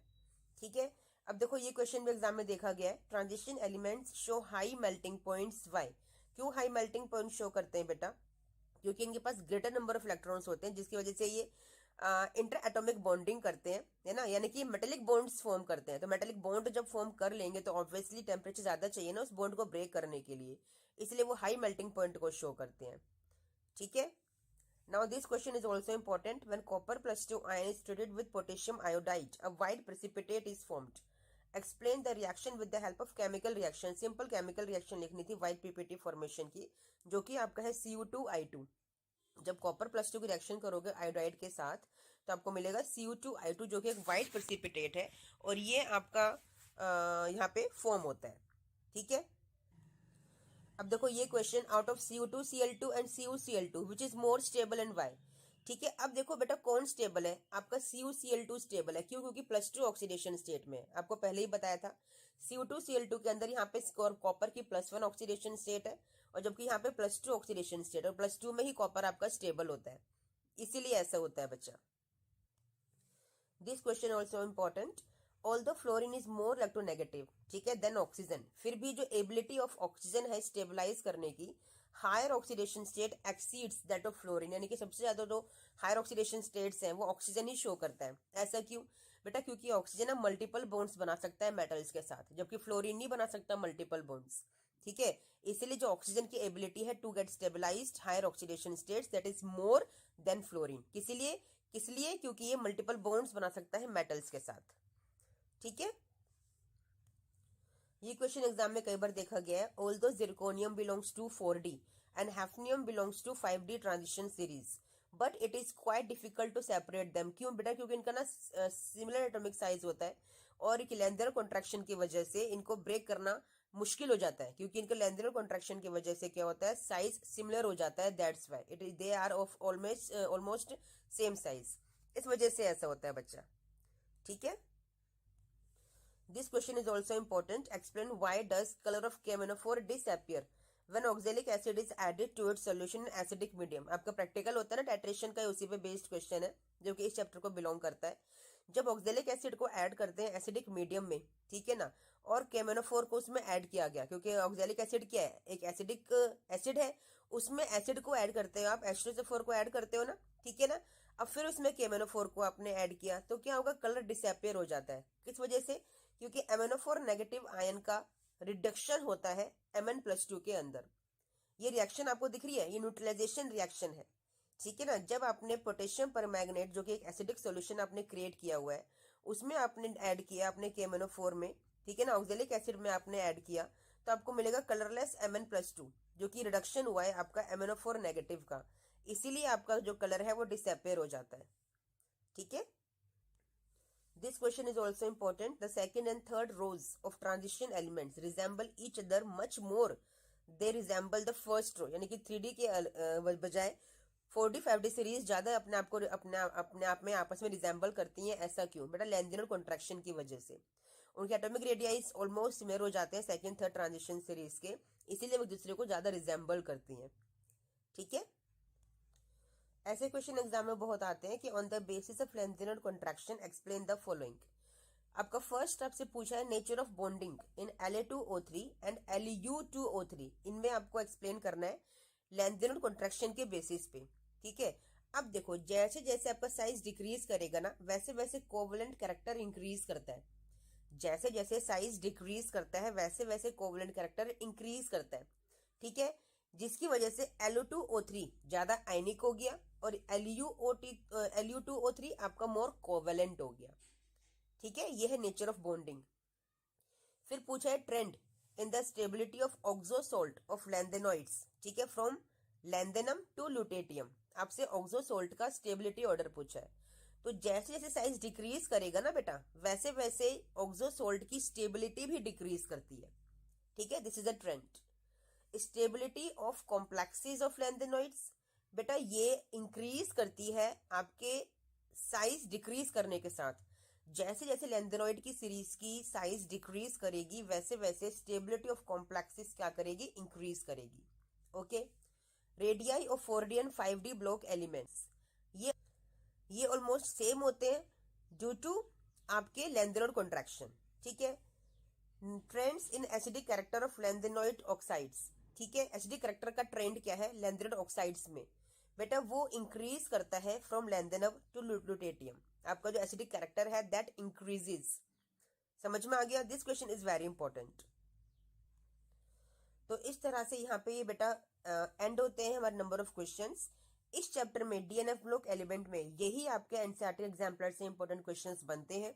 आज हम लोग कर रहे हैं अपना चैप्टर नंबर 5 कोऑर्डिनेशन कंपाउंड्स के एनसीईआरटी एग्जाम्पलर के मोस्ट इंपॉर्टेंट क्वेश्चंस। जैसे कि आपका फर्स्ट क्वेश्चन इंपॉर्टेंट है, which of the following complexes formed by copper +2 ions is most stable. ठीक है, आपको log k की वैल्यू दे रखी है यहाँ पे, ठीक है, आपको पूछा है कि कॉपर +2 की कौन सी यहाँ पे जो आपके कोऑर्डिनेशन कॉम्प्लेक्सेस दे रखे हैं कौन सी स्टेबल है, यानी कि कौन सी रिएक्शन स्टेबल है एक्चुअली में। ठीक है ना, तो देखो बेटा, जितनी ज्यादा ग्रेटर वैल्यू होगी log k की, उतनी ही ज्यादा स्टेबिलिटी होगी कॉम्प्लेक्स जो फॉर्म होता है। तो देखो किसकी सबसे ज्यादा है यहाँ पर, आपके बी की, तो इसलिए option number B is the correct. ये आपकी सबसे अच्छी ट्रिक है लर्न करने की, कि जितनी ज्यादा log k की वैल्यू उतनी ही greater stability of the complex compound formed. Question number 2 is important बेटा। Colour of the coordination compounds depends on the crystal field splitting. ठीक है, ये हमें पता है। What will be the correct order of absorption of wavelength of light in the visible region for the complexes. आपको ये 3 order यहाँ पे 4 ऑर्डर आपको यहाँ पे दे रखे हैं 3 कॉम्प्लेक्सेस के, और पूछा है कि करेक्ट ऑर्डर क्या है एब्जॉर्प्शन ऑफ वेवलेंथ का। तो बच्चों देखो इसे आप कैसे सॉल्व करोगे। सबसे पहले इन कॉम्प्लेक्सेस को अरेंज करो according to the crystal field splitting energy. ठीक है, उसके बाद इसे अरेंज करो in the decreasing order of wavelength of light. देखो कैसे बच्चा, आपको फॉर्मूला पता है। ठीक है ना, आपका फॉर्मूला होता है delta E is equal to H C by lambda, यानी कि जो एनर्जी है वो आपकी इनवर्स प्रोपोर्शनल होती है लैम्डा के। समझ में आ गए, यानी कि जो क्रिस्टल फील्ड स्प्लिटिंग एनर्जी है वो आपके इनवर्सली प्रोपोर्शनल है लैम्डा के। इसीलिए मैंने आपसे कहा कि पहले अरेंज करो इंक्रीजिंग ऑर्डर में क्रिस्टल फील्ड स्प्लिटिंग एनर्जी, उसके बाद अरेंज करो इन द डिक्रीजिंग ऑर्डर, क्योंकि वो उसका रिवर्स ऑर्डर हो जाएगा ऑफ द वेवलेंथ। समझ में आया।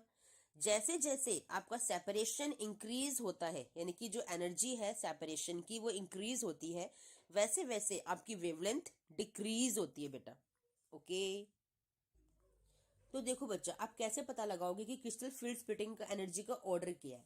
बच्चा, आपके लिगेंड के बेस पे जितना ज्यादा आपका स्ट्रॉन्ग लिगेंड होगा, जितना ज्यादा आपका स्ट्रॉन्ग लिगेंड होगा, स्ट्रॉन्ग फील्ड लिगेंड होगा, उतनी ही ज्यादा होगी क्रिस्टल फील्ड स्प्लिटिंग एनर्जी। ठीक है, अब देखो 3 लिगेंड आपको गिवन है, अमोनिया, साइनाइड एंड वाटर। आपको पता है cyanide is the strong ligand, उससे कम होता है अमोनिया और उससे कम होता है आपका वाटर। तो ये हो गया आपका ऑर्डर साइनाइड, ठीक है, देन आपका अमोनिया, देन आपका water. This is the order for the crystal field splitting energy. तो बस इसका रिवर्स ऑर्डर होगा आपका। समझ में आया आपको, this is the reverse order. तो आपका ऑप्शन नंबर सी दिख रहा है आपको, है ना। सबसे ज्यादा हो गया वाटर का वेवलेंथ, उससे कम हो गया अमोनिया की वेवलेंथ, और सबसे कम हो गई आपकी साइनाइड की वेवलेंथ, क्योंकि डिक्रीजिंग ऑर्डर में आपको अरेंज करना था, तो जो आपको मिल गया। समझ में आ गया। इंपॉर्टेंट क्वेश्चन है, एज ए क्वेश्चन एग्जाम में आने के पूरे पूरे चांसेस है बेटा। This question is very important, कि पूछा है कि कौन सा स्टेबल कॉम्प्लेक्स स्पीशी है on the basis of chelate effect. तो पहले भी आपको अपनी वीडियोस में मैंने बताया हुआ है कि जो चिलेट रिंग है वो इन सभी लिगेंड्स में से ओनली आपका जो ऑक्सलेट है वो फॉर्म करता है, चिलेट रिंग। तो जितना ज्यादा अच्छी चिलेट रिंग बनेगी उतना ज्यादा स्टेबल कॉम्प्लेक्स होगा, इसलिए option number C is the correct. ठीक है, फिर आपका कौन है जो यहाँ पे ज्योमेट्रिकल आइसोमेरिज्म शो करेगा। तो ऑब्वियसली ज्योमेट्रिकल आइसोमेरिज्म वही शो करते हैं जहां पे आपके 2 डिफरेंट टाइप के लिगेंड्स होते हैं। अब आपको दिख रहे हैं कि 2 डिफरेंट टाइप के लिगेंड्स तो मेरे सभी में दिए हुए हैं मैम, ठीक है, इसको छोड़कर तो ये तो नहीं करेगा, बाकी तीनों में से कौन करेगा। तो बच्चा ये वही करता है जहां पे आपका A4B2 टाइप का अरेंजमेंट होता है, A4B2 टाइप का। तो A4B2 टाइप कहाँ दिख रहा है आपको, ओनली ए कॉम्प्लेक्स में दिख रहा है, तो बस वही आपका ज्योमेट्रिकल आइसोमेरिज्म को शो करेगा। This question is also important, आपका ये फॉर्मूला यहाँ पे यूज होगा आफ्टर ऑल। ठीक है, delta t is equal to 4/9 delta o. आपको यहाँ पे वैल्यू दे रखी है किसकी, ऑक्टाहेड्रल CFAC की। ठीक है ना, आपको टेट्राहेड्रल के लिए निकालनी है, तो बस डेल्टा ओ की जगह लिख दीजिए 18,000। ठीक है, सॉल्व कीजिए, आपका आंसर आएगा 8,000। It means option number C is the correct. देखिए, दिस क्वेश्चन इज इंपॉर्टेंट, आपको 2 कॉम्प्लेक्स दे रखे हैं, पूछे कौन सा आइसोमेरिज्म है। देखो बेटा, आपको दिख रहा है कि COSO4, ये तो बिल्कुल सेम टू सेम है, तो देर इज नो आइसोमेरिज्म। फिर देखो यहाँ पे ना आपका क्या किया, जो बाहर का जो आयोनाइजेशन स्फीयर है वो चेंज कर दिया। तो ऐसा तो कोई भी आइसोमेरिज्म नहीं जिसमें ऐसा होता है, तो इसलिए यहाँ पे कोई आइसोमेरिज्म देखने के लिए आपको नहीं मिलेगा, there is no isomerism. This question is important, कि ऐसी कौन सी स्पीशी है इन चारों में से जो कि लीगेंड नहीं हो सकती। तो बेटा, लीगेंड होने के लिए ना वो इलेक्ट्रॉन पेयर का डोनर होना चाहिए, कोई पॉजिटिवली चार्ज स्पीशी नहीं हो सकती। तो देखो, ये तो खुद ही इलेक्ट्रॉन डेफिशिएंट है, इसे तो इलेक्ट्रॉन चाहिए, ये कहाँ डोनेट करेगा, that's why it can not be a ligand. Now this question, कौन सा आइसोमेरिज्म आपको दिख रहा है इस और इस कॉम्प्लेक्स में? तो देखो बेटा, क्रोमियम तो एज इट इज है, बस जो वाटर और Cl है H2O और Cl में ही चेंजेस हो रहे हैं। इट मीन्स आपका ये होगा आपका आयोनाइजेशन आइसोमेरिज्म, क्योंकि आपके जो आयोनाइजेशन स्फीयर है ना, वहीं पर ही चेंजेस देखने के लिए आपको मिल रहे हैं। ठीक है, फिर देख लीजिए, आपको आईयूपीएसी नेम बताना है इसका, तो आपका आईयूपीएसी नेम होगा डायअमाइन। ठीक है, क्लोरिडो नाइट्राइटो, जो कि आपका अटैच है किससे, आपका ये एन प्लैटिनम। ठीक है बेटा, तो option number C is the correct. अब देखो, ये क्वेश्चन आपको एमसीक्यू में आ गया। आपको ये सारे कॉम्प्लेक्सेस दे रखे हैं और पूछा कि कौन में डायमैग्नेटिक है, तो आपको पूरा इस तरह से सॉल्व करके देखना पड़ेगा। डायमैग्नेटिक कैसे पता करोगे? सबसे पहले हर सेंट्रल एटम की ऑक्सीडेशन स्टेट निकाल लो, फिर उसका डी इलेक्ट्रॉनिक कॉन्फिगरेशन लिख लो। ठीक है ना, फिर देखो कि वो इनर ऑर्बिटल कॉम्प्लेक्स है कि आउटर ऑर्बिटल कॉम्प्लेक्स है। इनर मीन्स कैसे होगा? जब आपके सारे स्ट्रॉन्ग लिगेंड होंगे, तो देखो ना, आपके चारों चारों स्ट्रॉन्ग लिगेंड है, तो सारे इनर ऑर्बिटल कॉम्प्लेक्सेस हो गए।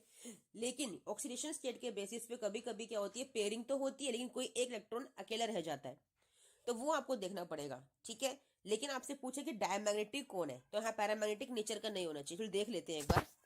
देखो, आपको जो कोबाल्ट NH3 ये वाला जो है, ये देखो दिखा रखा है, ये सारे आपके पेयर्ड है, तो डायमैग्नेटिक हो गया, है ना। फिर दिखा रखा है आपका Fe वाला, ये फिर दिखा रखा है आपका ये Mn वाला, मैग्नीज वाला, देखो यहाँ पे आपके अनपेयर्ड रह गए। ठीक है ना, तो ये तो आपका अनपेयर्ड हो गया, रह गया, यानी कि पैरामैग्नेटिक नेचर का हो गया।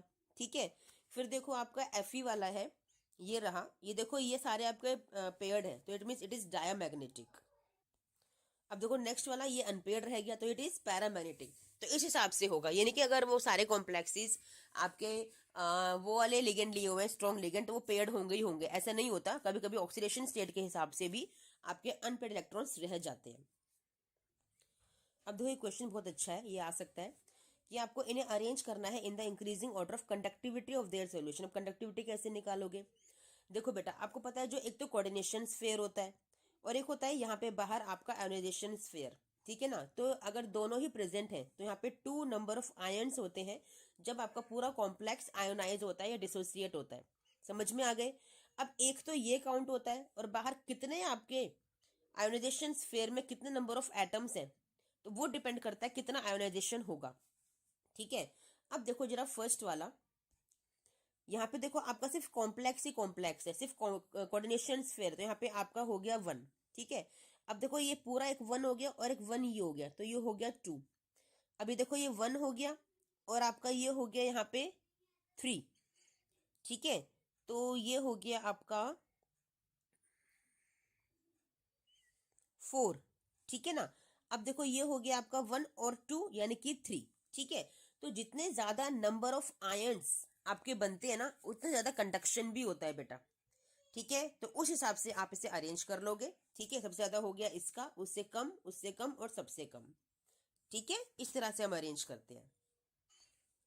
ऐसे क्वेश्चन एग्जाम में बहुत देखने के लिए मिलते हैं। On the basis of CFT, cobalt third forms paramagnetic octahedral complex with weak field ligands, whereas it forms diamagnetic octahedral complex with strong field ligand. Obviously, एक तो आप इसको किसी एग्जांपल से प्रूव करके दिखा दो, और दूसरी बात रीजन क्या दोगे, क्योंकि वो वीक लिगेंड है तो पेयरिंग नहीं होगी, इसलिए वो पैरामैग्नेटिक है। अब क्योंकि स्ट्रॉन्ग लिगेंड है तो पेयरिंग होगी, इसीलिए वो डायमैग्नेटिक है। ठीक है, इस तरह से भी आप इसको बना के शो कर सकते हैं। ऐसे क्वेश्चन भी एग्जाम में आ जाते हैं कि आपको इनके जो कॉम्प्लेक्सेस है, इनके CFT के अकॉर्डिंग इनका कॉन्फ़िगरेशन लिख के दे देना है, तो आप आराम से कॉन्फ़िगरेशन लिख के दे सकते हो इनका इस तरह से, है ना। पहले आप क्या लिखोगे, सेंट्रल एटम की ऑक्सीडेशन स्टेट लिखोगे, फिर डी ऑर्बिटल की कॉन्फ़िगरेशन लिखोगे, उसके हिसाब से इनकी स्प्लिटिंग करोगे T2G और EG में, क्योंकि ये ऑक्टाहेड्रल कॉम्प्लेक्सेस दिख रहे हैं आपको सभी, है ना, 6 लिगेंड्स हैं इनके पास। तो अगर वीक लिगेंड है तो पेयरिंग नहीं होगी, जैसे यहां पर है। स्ट्रॉन्ग लिगेंड है तो यहां पेयरिंग हो जाएगी। ठीक है, देखिए ये भी पूरा क्वेश्चन बड़ा अच्छा दे रखा है आपको कि using CFT draw energy level diagram, right electronic configuration with central metal atom, determine the magnetic moment value, सब कुछ निकाल के देना है। तो सबसे पहले किसी भी कॉम्प्लेक्स की ऑक्सीडेशन स्टेट निकालो, उसके हिसाब से उसका इलेक्ट्रॉनिक कॉन्फ़िगरेशन लिखो डी ऑर्बिटल का, फिर लिगेंड देखो वीक है कि स्ट्रॉन्ग है, वीक है तो उसकी स्प्लिटिंग कराओ, ठीक है, जिसमें कि पेयरिंग नहीं होगी, स्ट्रांग होगा तो पेयरिंग हो जाएगी। ठीक है, अब क्योंकि पेयरिंग नहीं हुई तो अनपेयर्ड रह गया, यानी कि पैरामैग्नेटिक नेचर हो गया। फिर आप निकालोगे magnetic movement number of unpaired electron के बेसिस पे, तो यहाँ पे 4 अनपेयर्ड इलेक्ट्रॉन्स आपको दिख रहे हैं ना, तो बस 4 आपका एन आ गया। फॉर्मूला में पुट करिए square root of N plus 2, तो आपका आ गया मैग्नेटिक मूवमेंट, और यूनिट होती है बोर मैग्नेट्रॉन BM। ठीक है, सबका इस तरह से आप ड्रॉ कर सकते हो बड़े आराम से। तो बच्चा यहाँ पे एंड होती है हमारी कोऑर्डिनेशन कॉम्प्लेक्सेस यानी कि कोऑर्डिनेशन केमिस्ट्री, कोऑर्डिनेशन कंपाउंड्स का चैप्टर एंड होता है एनसीईआरटी एग्जाम्पलर का। आज हम लोग कर रहे हैं chapter number 6 haloalkanes and haloarenes के एनसीईआरटी एग्जाम्पलर के इंपॉर्टेंट क्वेश्चंस। जैसे कि फर्स्ट क्वेश्चन हमारा इंपॉर्टेंट है, which of the following alcohols will yield the corresponding alkyl chloride on reaction with concentrated HCl। आपको ल्यूकास रिएजेंट से test करने के लिए बोला है इनडायरेक्टली। ठीक है ना, तो पता ही है आपको कि टर्जरी अल्कोहल बहुत अच्छे से रिएक्शन करता है, तो यहाँ पे टर्जरी अल्कोहल जो दिखाई दे रहा है आपको वो है आपको डी ऑप्शन। ठीक है, क्योंकि टर्जरी अल्कोहल्स देते हैं आपकी मोस्ट क्विकली टर्बिडिटी देते हैं व्हाइट PPT, सेकेंडरी अल्कोहल्स देते हैं 10 मिनट्स में, और टर्जरी अल्कोहल्स देते ही नहीं है at room temperature. Now this question is important, identify Y. ठीक है ना, अब देखो एनिलीन से रिएक्शन कराइए, सैंड में रिएक्शन दिख रही है आपको सामने के सामने। ठीक है, तो यहाँ पे आपको क्लोरोबेंजीन मिलने वाला है, यानी कि option number A is the correct. देखिए टोल्विन रिएक्शन कर रहा है हेलोजन के साथ। ठीक है, यानी कि हेलोजिनेशन रिएक्शन हो रही है FeCl3 की प्रेजेंस में। तो कौन सी रिएक्शन है, ऑर्थो पैरा प्रोडक्ट्स आपको मिल रहे हैं, ऑब्वियसली वो होगी आपकी electrophilic substitution reaction. Which of the following is halogen exchange reaction? Obviously Finkelstein and Schwarz reaction होती है, तो ये आपको दिख रही है आपकी Finkelstein reaction, this is halogen exchange reaction. Now this question, what is A in the following reaction? आपका प्रोडक्ट आपको बताना है।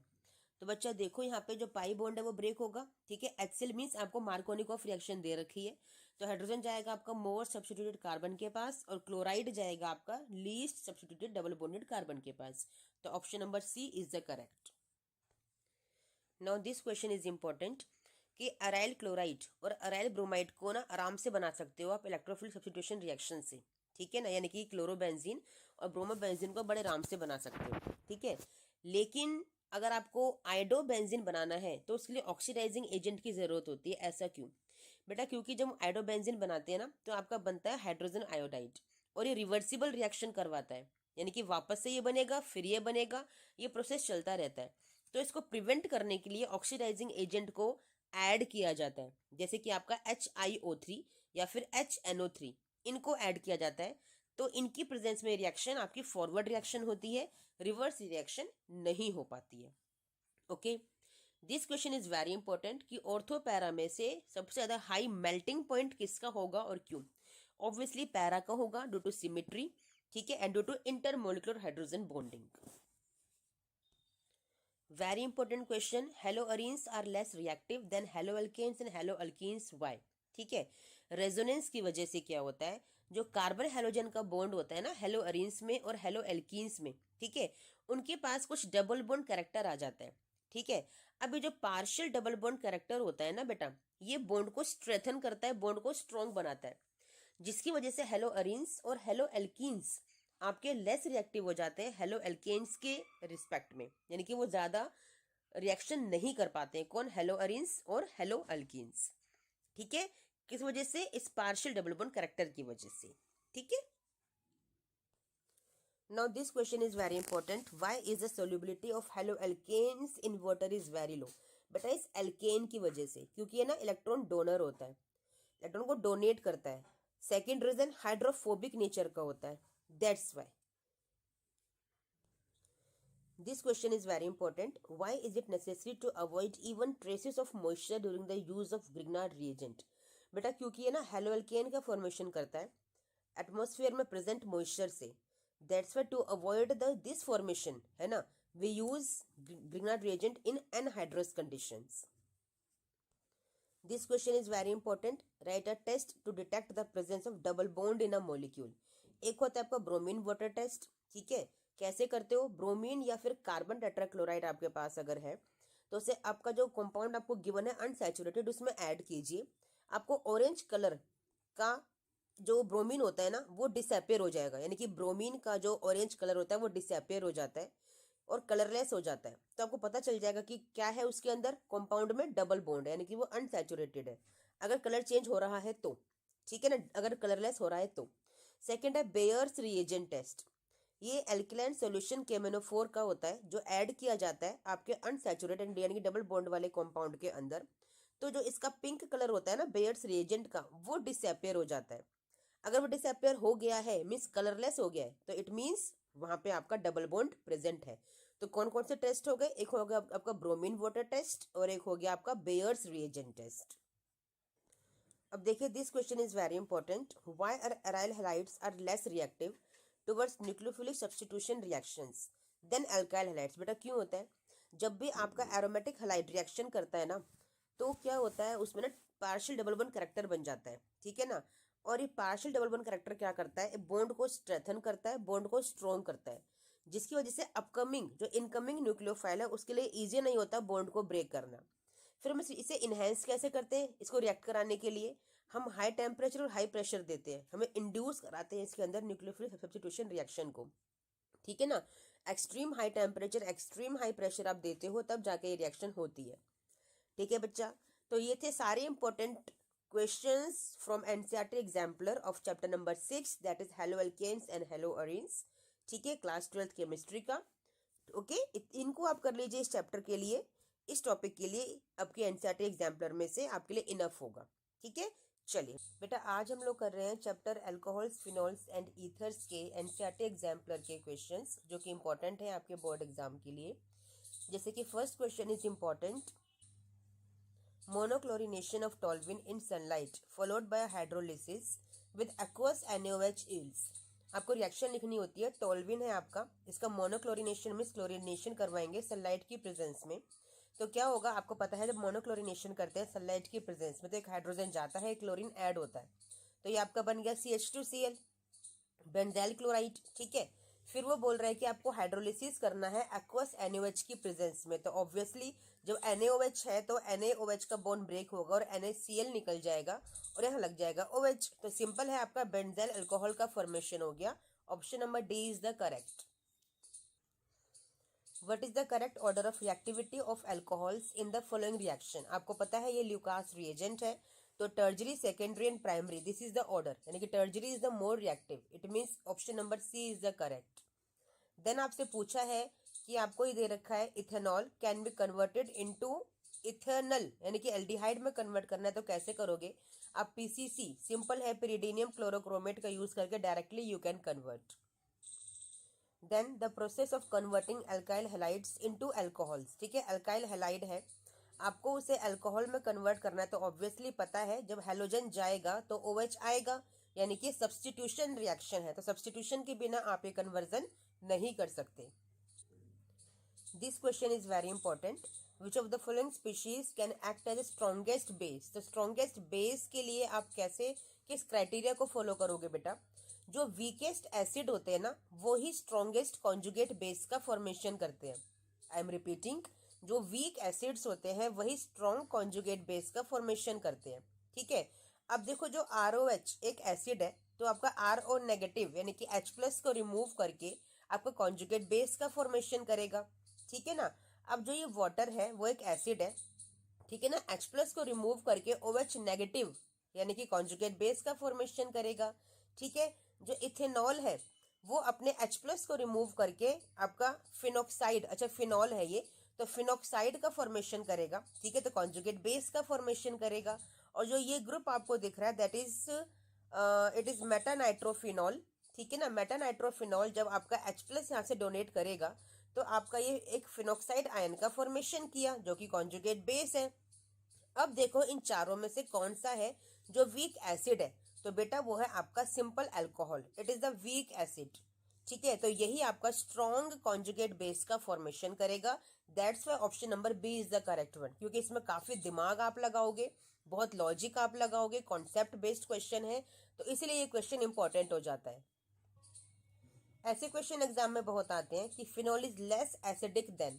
अब देखो जो इथेनॉल है, ठीक है ना, सबसे पहले बात एसिडिटी के लिए क्या कॉन्सेप्ट हम क्या क्राइटेरिया हम लोग फॉलो करते हैं। अब देखो नाइट्रो ग्रुप लगा हुआ है, मिथॉक्सी ग्रुप लगा हुआ है ना, मिथाइल लगा हुआ है, ये सिंपल इथेनॉल है। आपको पता है जहां पे नाइट्रो ग्रुप लग जाता है वो है electron donating group, electron withdrawing group, electrons को खींचने का काम करता है। जहां ये लग गया वहां एसिडिटी को इंक्रीज करेगा क्योंकि इलेक्ट्रॉन्स को खींच लेगा, तो बस वही आपका क्या हो गया, एसिडिक ग्रुप हो गया। समझ रहे हो ना। तो फिनॉल किससे लीस्ट एसिडिक है, नाइट्रो वाले ग्रुप से, क्योंकि नाइट्रो ने ज्यादा एसिडिक बनाया हुआ है। तो इससे कम एसिडिक कौन होगा, आपका फिनॉल। इसलिए option number B is the correct. ठीक है। अब देखो यहाँ पे पूछा है which is the most acidic, तो बस वही कॉन्सेप्ट आप लगाओगे। यहाँ देखिए बेंजाइल अल्कोहल है, साइक्लोहेक्सेनॉल, फिनॉल एंड मेटाक्लोरोफिनॉल। अब देखो जो क्लोरो है वो क्या है आपका, यहाँ पे जो ग्रुप है क्लोरो वो आपका होता है इलेक्ट्रॉन ये एक्सेप्टिंग ग्रुप, इलेक्ट्रॉन को खींचता है अपनी तरफ। ठीक है, इलेक्ट्रॉन विड्रॉइंग नेचर का है, तो इसलिए वो भी आपका क्या हो गया, ज्यादा एसिडिक हो गया क्योंकि उसका इलेक्ट्रॉन विड्रॉइंग नेचर है। दैट्स वाई वो एसिडिक स्ट्रेंथ को इंक्रीज करते हैं। अब देखो ऐसे क्वेश्चन एग्जाम में देखने के लिए मिल जाते हैं कि डिक्रीजिंग एसिडिक स्ट्रेंथ। तो एसिडिक स्ट्रेंथ का आप एक ही कॉन्सेप्ट लगाते हो कि इलेक्ट्रॉन विड्रॉइंग ग्रुप अगर आपका लग गया है तो वो एसिडिक स्ट्रेंथ को इंक्रीज करेगा, और इलेक्ट्रॉन डोनेटिंग ग्रुप्स अगर लग गए तो वो एसिडिक स्ट्रेंथ को डिक्रीज करते हैं क्योंकि वो डोनेट करते हैं। तो देखो आपके जो नाइट्रो है इलेक्ट्रॉन विड्रॉइंग ग्रुप है, मिथॉक्सी इलेक्ट्रॉन डोनेटिंग ग्रुप है। ठीक है, ये भी डोनेट विड्रॉइंग है, ये भी डोनेटिंग है। तो इनकी पोजीशंस के हिसाब से आप आंसर देखोगे कौन सा आपका आएगा। तो यहाँ पे ऑप्शन नंबर बी करेक्ट होगा, यानी कि जो पैरानाइट्रोफिनोल है इट इज मोर एसिडिक। ठीक है, फिर आपका आएगा नंबर 4 मेटानाइट्रो, दोनों नाइट्रो वाले पहले ही आएंगे ना। ठीक है, फिर फर्स्ट जो सिंपल फिनोल है, इसके बाद देखो जो दोनों डोनर ग्रुप्स है वो एसिडिक स्ट्रेंथ को डिक्रीज कर रहे हैं। तो सबसे ज्यादा डिक्रीज कौन करेगा, दैट इज योर आपका फिफ्थ वाला, यानी कि थर्ड वाला आपका हो गया उससे पहले, और पैरा वाला सबसे आपका लीस्ट में चला जाएगा। ठीक है। अब देखिए which of the following reagents can be used to oxidize primary alcohols to aldehydes. हमारे पास बहुत सारे रिएजेंट्स होते हैं जैसे कि chromic acid in anhydrous medium, ठीक है ना, एक आपका पिरिडीनियम क्लोरोक्रोमेट हो गया, एक आपका in the presence of copper at 573 kelvin अगर आप हीट करते हैं तो प्राइमरी अल्कोहल को डायरेक्टली कन्वर्ट कर लेते हो एल्डिहाइड्स के अंदर। ऑप्शन बी क्यों नहीं हुआ, क्योंकि ये यूज होता है अल्कोहल्स को कार्बोक्सिलिक एसिड में कन्वर्ट करने के लिए। अब देखो name the factors responsible for the solubility of alcohols in water. बहुत इजी क्वेश्चन है। एक तो आपका एक्सटेंट ऑफ हाइड्रोजन बॉन्डिंग, ठीक है, देन आपका हो गया साइज ऑफ एन अल्काइल और अराइल ग्रुप, ठीक है, वो हाइड्रोफोबिक नेचर के होते हैं, ठीक है, जिसकी वजह से सॉल्युबिलिटी में आपका डिक्रीज या इंक्रीज आता है। ठीक है, व्हाट इज डी नेचर्ड अल्कोहल, ये क्वेश्चन इंपॉर्टेंट है बेटा। जो अल्कोहल आपके हम लोग यूज करते हैं ना अल्कोहलिक लिकर्स में उनके मैन्युफैक्चर के लिए, ठीक है, उसका ना कॉन्टिन्यूस डैमेज, जो उसका यूज है वो कॉन्टिन्यूस डैमेज क्रिएट करता है हमारे वाइटल ऑर्गन्स में। ठीक है, therefore to refrain the people from drinking alcohol heavy excise duty is levied on the sale of alcoholic beverages, we all know, but it is used in various industries as it is a very good solvent. Therefore industrial alcohol must be cheap. Thus, to provide cheaper alcohol to industries and to retain people from drinking alcohol, it is mixed with some copper sulfate, pyridine, methyl alcohol और acetone. ठीक है, this जो ये आपने जो mixing किया ना ये अल्कोहल को अनफिट बनाता है फॉर ड्रिंकिंग। ठीक है, इसी को बोलते हैं डी नेचर्ड अल्कोहल, यानी कि mixing of alcohol with acetone, methyl alcohol, copper sulfate, pyridine makes it denatured alcohol. Important question. Now देखिए out of 2 chloroethanol and ethanol which is more acidic and why? बेटा क्लोरो ग्रुप लग गया है ना, that's why it is electron withdrawing and it attracts the electrons और minus I effect भी create करता है, इसी वजह से it is more stronger acid. ठीक है, कन्वर्जन करनी है इथेनॉल की टू इथेनल, अल्कोहल की एल्डिहाइड में कन्वर्जन करनी है, वही है आपके पास पीसीसी, यू कैन यूज। ठीक है, इथेनॉल को इथेनोइक एसिड में कन्वर्ट करना है, अभी बताया था आपका acidified potassium permanganate can be used. ठीक है, this question is very important कि ऑर्थोनाइट्रोफिनॉल और पैरानाइट्रोफिनॉल में से कौन वोलेटाइल है। तो बेटा होता है ऑर्थोनाइट्रोफिनॉल, क्योंकि यहाँ पे इंट्रामोलिकुलर हाइड्रोजन बॉन्डिंग होती है। ठीक है, और पैरा में क्या है, सिमेट्रिकल नेचर है, इंटरमोलिकुलर हाइड्रोजन बॉन्डिंग है, जिसकी वजह से इसका बॉइलिंग पॉइंट बहुत हाई हो जाता है, टेम्परेचर बहुत हाई लगता है, जल्दी से वोलेटाइल नहीं कर सकते, लेकिन orthonitrophenol can be easily volatile. Important question, what happens when benzene diazonium chloride is heated with water. Simple है, आपका फिनॉल का फॉर्मेशन होगा, ल्यूक वार्म वाटर की हेल्प से आप ये रिएक्शन करवा रहे हैं। अब देखो प्रोपेन 2 ऑन कीटोन है आपके पास, उसे टर्जरी ब्यूटाइल अल्कोहल में कन्वर्ट करना है। कैसे करोगे? सिंपल है, आपको ऐड करना पड़ेगा ग्रिग्नार्ड रिएजेंट, क्योंकि यहाँ पे एक कार्बन एक्स्ट्रा है, तो उसके लिए हम यूज करते हैं Grignard reagent in the presence of dry ether. सबसे पहले रिएक्शन कराई आपने, OMgBr बना, फिर आप हाइड्रोलिसिस करवाएंगे तो आपका आ जाएगा H+ वहां पर, तो आपका बन जाएगा टर्जरी butyl alcohol. This question is important. In Kolbe's reaction, instead of phenol, phenoxide ion is treated with carbon dioxide. Why? ये रिएक्शन पूरी आपको पता है ना? यहाँ पर जो फिनोक्साइड आयन है उसी की रिएक्शन कराते हैं कार्बन डाइऑक्साइड से, ना कि फिनोल की कराते हैं। ऐसा क्यों बेटा? In phenoxide ion, the ability to give lone pair of electrons to the benzene ring is more. ठीक है, ये इलेक्ट्रॉन को लोन पेयर को डोनेट करने की टेंडेंसी ज्यादा रखता है, जबकि फिनोल नहीं रखता। ठीक है, therefore the reactivity of phenoxide ion towards electrophilic substitution reaction is more in comparison to phenol. सबसे ज्यादा रिएक्टिविटी दिखाता है इलेक्ट्रोफिलिक सब्स्टिट्यूशन रिएक्शन की, वो दिखाता है आपका फिनोक्साइड आयन। ठीक है, जिसकी वजह से phenoxide ion is being a stronger nucleophile, जो सबसे जल्दी रिएक्ट करता है कार्बन डाइऑक्साइड के साथ, जो कि एक वीक इलेक्ट्रोफाइल है। ठीक है, इसीलिए आपका यहाँ पे फॉर्म होता है सिंपल 2 हाइड्रोक्सी बेंजोइक एसिड यानी कि salicylic acid. Very important question जो आना ही आना है एग्जाम के अंदर, कि ethers can be prepared by Williamson synthesis in which an alkyl halide is reacted with sodium alkoxide. ठीक है, di tertiary butyl ether can't be prepared by this method. Why? क्यों नहीं प्रिपेयर कर सकते बच्चा? क्योंकि एल्कोक्साइड जो हमारे बनते हैं यहाँ पे, those are not nucleophiles, they are strong base. ठीक है ना, यानी कि वो सिर्फ न्यूक्लियोफाइल्स नहीं है, वो आपके स्ट्रॉन्ग बेस भी होते हैं, और वो टर्जरी अल्काइल हैलाइड के साथ रिएक्ट करने की टेंडेंसी को रखते हैं, जिसकी वजह से आपका एलिमिनेशन रिएक्शन हो सकती है। ठीक है, तो इसी को अवॉइड करने के लिए हम लोग क्या रखते हैं यहाँ पे, प्राइमरी हैलाइड्स को रखते हैं, ताकि हमारी एलिमिनेशन रिएक्शन ना हो। ठीक है, तो बच्चा ये थे हमारे सारे important questions of chapter alcohols, phenols and ether, NCERT exemplar book आपकी। ठीक है, दैट इज बेटा आज हम लोग कर रहे हैं chapter number 8 aldehydes, ketones and carboxylic acid के एनसीईआरटी एग्जाम्पलर क्वेश्चंस, जो कि इंपॉर्टेंट है आपके बोर्ड एग्जाम के लिए। This question is important. Which of the following compounds is most reactive towards nucleophilic addition reactions? बच्चा न्यूक्लियोफिलिक की रिएक्शन या तो एडिशन हो या सब्स्टिट्यूशन हो, वहां पे ना स्टेरिक हिंड्रेंस नहीं होनी चाहिए। ठीक है, स्टेरिक हिंड्रेंस देखो किसमें आपको नहीं दिख रही है, आपको इसमें नहीं दिख रही है, क्योंकि यहाँ पर एक तरफ हाइड्रोजन है, यहाँ पे दोनों तरफ क्या है, मिथाइल ग्रुप है। That's why option number A is the correct one. This is a very good question कि the reagent which does not react with both acetone and benzaldehyde. अब देखो ये तो कीटोन है और ये आपका एरोमेटिक एल्डिहाइड है, तो ऑब्वियसली आपका फेलिंग सोल्यूशन ना तो कीटोन से रिएक्ट करता है और ना ही आपका एरोमेटिक एल्डिहाइड के साथ, तो option number C is the correct option.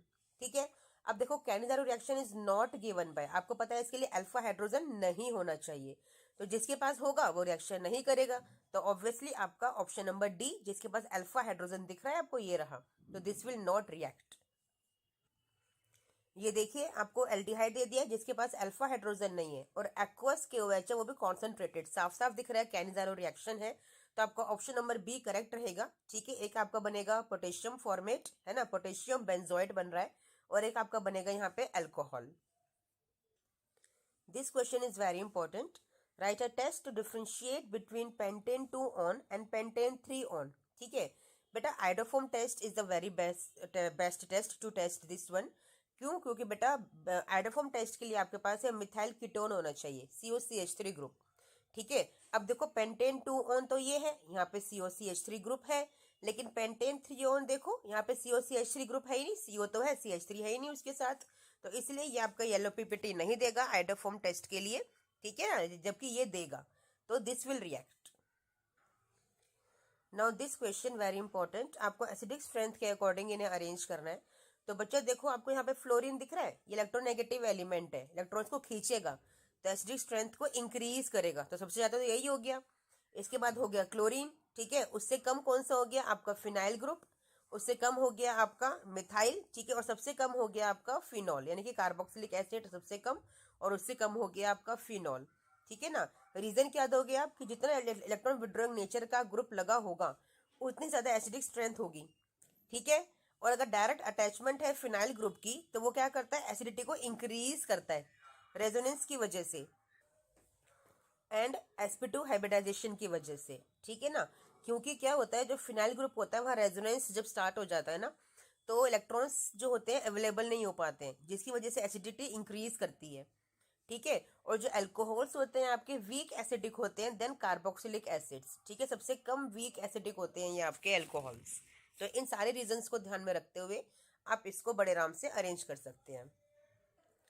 अब देखो ये क्वेश्चन बड़ा अच्छा है कि कार्बोक्सिलिक एसिड में कार्बोनिल ग्रुप होता है, फिर भी ना ये न्यूक्लियोफिलिक एडिशन रिएक्शन शो नहीं करता, जबकि एल्डिहाइड कीटोन करते हैं, ऐसा क्यों बेटा? क्योंकि कार्बोक्सिलिक एसिड का देखो ये स्ट्रक्चर है ना, ये रेजोनेंस स्टार्ट हो जाता है, यहाँ पे 2 ऑक्सीजन है ना, इसकी वजह से रेजोनेंस स्टार्ट हो जाता है, इसलिए जो इलेक्ट्रॉन पेयर है वो अवेलेबल ही नहीं होते। जब अवेलेबल होंगे ही नहीं तो न्यूक्लियोफाइल जो आएगा उसके इलेक्ट्रॉन्स मिलेंगे ही नहीं ना अटैक करने के लिए और या फिर एक्सेप्ट करने के लिए, दैट्स वाई वो आपका न्यूक्लियोफिलिक एडिशन रिएक्शन को शो ही नहीं करता। अब देखो ये क्वेश्चन बहुत इंपॉर्टेंट है, कई बार एग्जाम में देखा गया है कि कोई एरोमेटिक कंपाउंड ए है जिसका मॉलिक्यूलर फॉर्मूला दे रखा है, गिव्स पॉजिटिव 2,4 डीएनपी टेस्ट। आपको पता है कि जो एल्डिहाइड होते हैं वही आपके 2,4 डीएनपी टेस्ट देते हैं, तो ऑब्वियसली वो एरोमेटिक एल्डिहाइड है, ठीक है। फिर वो कह रहा है कि येलो पीपीटी भी देता है, ठीक है, तो यानी कि वो आइडोफॉर्म टेस्ट आपको देगा, यानी कि उसके पास एक COCH3 ग्रुप भी प्रेजेंट होगा, ठीक है ना। अब ये क्या कह रहा है कि जो कंपाउंड ए है that does not give Tollens and Fehling's test, तो यानी कि वो एल्डिहाइड तो है ही नहीं, समझिएगा बात को। On drastic oxidation with potassium permanganate it forms a carboxylic acid, यानी कि वो अल्कोहल है बेटा, ठीक है। अब आपको बोल रहा है कि which is also formed along with yellow compound in the above reaction, ठीक है। चलो मैं रिएक्शन दिखा देती हूँ एक बार आपको। देखो बच्चा, आपका जो ए है ना दैट इज एसिटोफिनोन, ठीक है, क्योंकि इसके पास क्या है, COCH3 ग्रुप है। अभी 2,4 डीएनपी टेस्ट देगा ही देगा, ठीक है ना। देखो ये रहा आपका 2,4 डीएनपी टेस्ट, यहाँ से आपका वाटर मॉलिक्यूल रिमूव हो जाएगा और आपका पूरा का पूरा कंपाउंड का फॉर्मेशन हो जाएगा।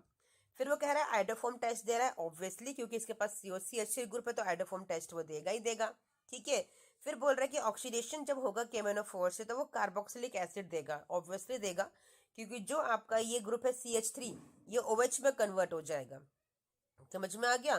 तो इस तरह से इस तरह के क्वेश्चंस आपको एग्जाम में बहुत देखने के लिए मिलते हैं बेटा। बेटा आज हम लोग कर रहे हैं चैप्टर नंबर 9 अमाइंस के एनसीईआरटी एग्जाम्पलर के इंपॉर्टेंट क्वेश्चंस जो आपके बोर्ड एग्जाम के लिए बहुत इंपॉर्टेंट है। जैसे कि ये क्वेश्चन बहुत इंपॉर्टेंट है कि आपको स्ट्रॉन्गेस्ट बेस बताना है एक्वस मीडियम के अंदर, ठीक है। तो देखो बच्चा, जो आपका सी ऑप्शन है दैट इज द करेक्ट, जो स्ट्रॉन्गेस्ट बेस है, लेकिन आप कैसे पता लगाओगे बेटा? अब देखो जो आपका मिथाइल अमाइन है यहाँ पे आपका +I इंडक्टिव इफेक्ट लग रहा है क्योंकि डोनेटिंग ग्रुप है, ठीक है। सेकंड जो आपको दे रखा है आइसोसाइनाइड, ठीक है, NC लगा हुआ है ना, आइसोसाइनाइड है आपका, यहाँ पे -I इफेक्ट है क्योंकि आइसोसाइनाइड की वजह से। सेकंड थर्ड देखो आपका ये है डाइमिथाइल अमाइन, यहाँ पे +I इफेक्ट लग रहा है और सॉल्वेशन एनर्जी भी लग रही है क्योंकि यहाँ पे 2 मिथाइल ग्रुप है आपके पास, ठीक है, तो डबल इंडक्टिव इफेक्ट हो गया। डी वाले में देखो आपके पास -I इफेक्ट लग रहा है, ठीक है, और रेजोनेंस भी है प्लस में, यहाँ पे रेजोनेंस भी है, ठीक है। तो एक्वस मीडियम में जो हम कंसिडर करते हैं ना स्ट्रॉन्गेस्ट बेस का क्राइटेरिया वो सॉल्वेशन होता है, तो इसलिए option number C is the correct one. Now this question is important, the increasing order of basic strength, ठीक है। अब बेसिक स्ट्रेंथ का ऑर्डर आपको पता ही है, नाइट्रो ग्रुप तो इलेक्ट्रॉन विड्रॉइंग नेचर का है, इलेक्ट्रॉन्स को खींचेगा तो ये तो एसिडिटी को इंक्रीज करेगा ना, तो सबसे लीस्ट बेसिक तो आपका बेटा यही हो जाने वाला है, ठीक है। और देख लेते हैं। अब देखो मिथाइल के इलेक्ट्रॉन डोनर है, ये इंक्रीज करता है आपकी एसिडिटी को, ठीक है, यानी कि ये सबसे ज्यादा बेसिक हो गया, सॉरी डिक्रीज करता है एसिडिटी को क्योंकि डोनर ग्रुप है, तो ये मोर बेसिक हो गया, ठीक है ना, समझ में आया। तो थर्ड वाला सबसे ज्यादा बेसिक हो गया, ठीक है। उससे लीस्ट बेसिक कौन होगा? आपका एनिलीन, और सबसे लीस्ट बेसिक कौन होगा? आपका नाइट्रो वाला, क्योंकि ये तो इलेक्ट्रॉन की एसिडिटी को, ग्रुप की एसिडिटी को इंक्रीज कर रहा है, तो option number D is the correct one.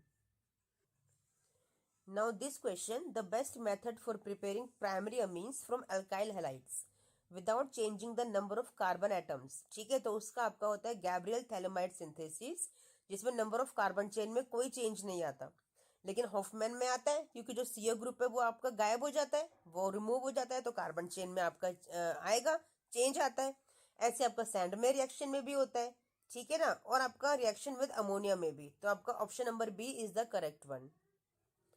अब देखो ये क्वेश्चन बड़ा अच्छा है कि जो हम एजो कपलिंग कराते हैं ना, तो उनमें एजो कपलिंग जो कराते हैं हम कराते हैं बेंजीन डायजेनियम क्लोराइड के साथ, ठीक है ना। हमसे पूछा गया इन चारों में से कौन है जो नहीं करेगा। देखो हमने देखा हुआ है एनिलीन के साथ, हमने देखा हुआ है फिनॉल के साथ। अब इन दोनों में खासियत क्या है कि जो ये दोनों दे रहे हैं, क्योंकि एनिलीन में क्या होता है, NH2 ग्रुप होता है, इलेक्ट्रॉन डोनर है, बेसिक है ये आपका, ठीक है।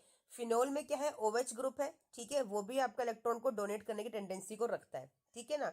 अब देखो जो बेटा ये आपका ये जो ग्रुप है ना, ये वाला एक्चुअली में ये ना वीक इलेक्ट्रोफाइल होता है, इट इज वीक इलेक्ट्रोफाइल। तो इसको इलेक्ट्रॉन्स चाहिए होते हैं, ना कि इलेक्ट्रॉन्स को इससे ले जाए। ये पहली वीक है, पहली ये इलेक्ट्रॉन डेफिशिएंट है। अब देखो नाइट्रोबेंजीन क्या करेगा, इलेक्ट्रॉन्स को खींचेगा, इलेक्ट्रॉन विड्रॉइंग नेचर का है, समझ में आया। तो इसे तो इलेक्ट्रॉन चाहिए ना, ये तो खींचने वाला हो गया, तो ये रिएक्शन नहीं कर पाएगा इसके साथ में, ठीक है। जबकि एनिसोल कर सकता है क्योंकि ये आपका OCH इलेक्ट्रॉन डोनर ग्रुप है। आया समझ में। अब देखो सैंड में रिएक्शन से हम क्या प्रिपेयर नहीं कर सकते भाई। सैंड में रिएक्शन आपको पता है फ्लोरोबेंजीन, क्लोरोबेंजीन, साइनोबेंजीन, इनको प्रिपेयर करने के लिए बनाई जाती है, ना कि आइडोबेंजीन और फ्लोरोबेंजीन के लिए, ठीक है। आइडोबेंजीन के लिए आप करते हो पोटेशियम आयोडाइड के साथ रिएक्शन, और फ्लोरोबेंजीन के लिए करते हो आप फ्लोरोबोरेट यानी कि HbF4 के साथ। अब देखो ये क्वेश्चन पूछ रहा है कि नाइट्रिक एसिड का रोल क्या होता है जब नाइट्रेशन करते हैं बेंजीन का। भाई इलेक्ट्रोफाइल देता है ना आपको, NO2 पॉजिटिव देता है, तो यही रोल है इसका कि it provides electrophile.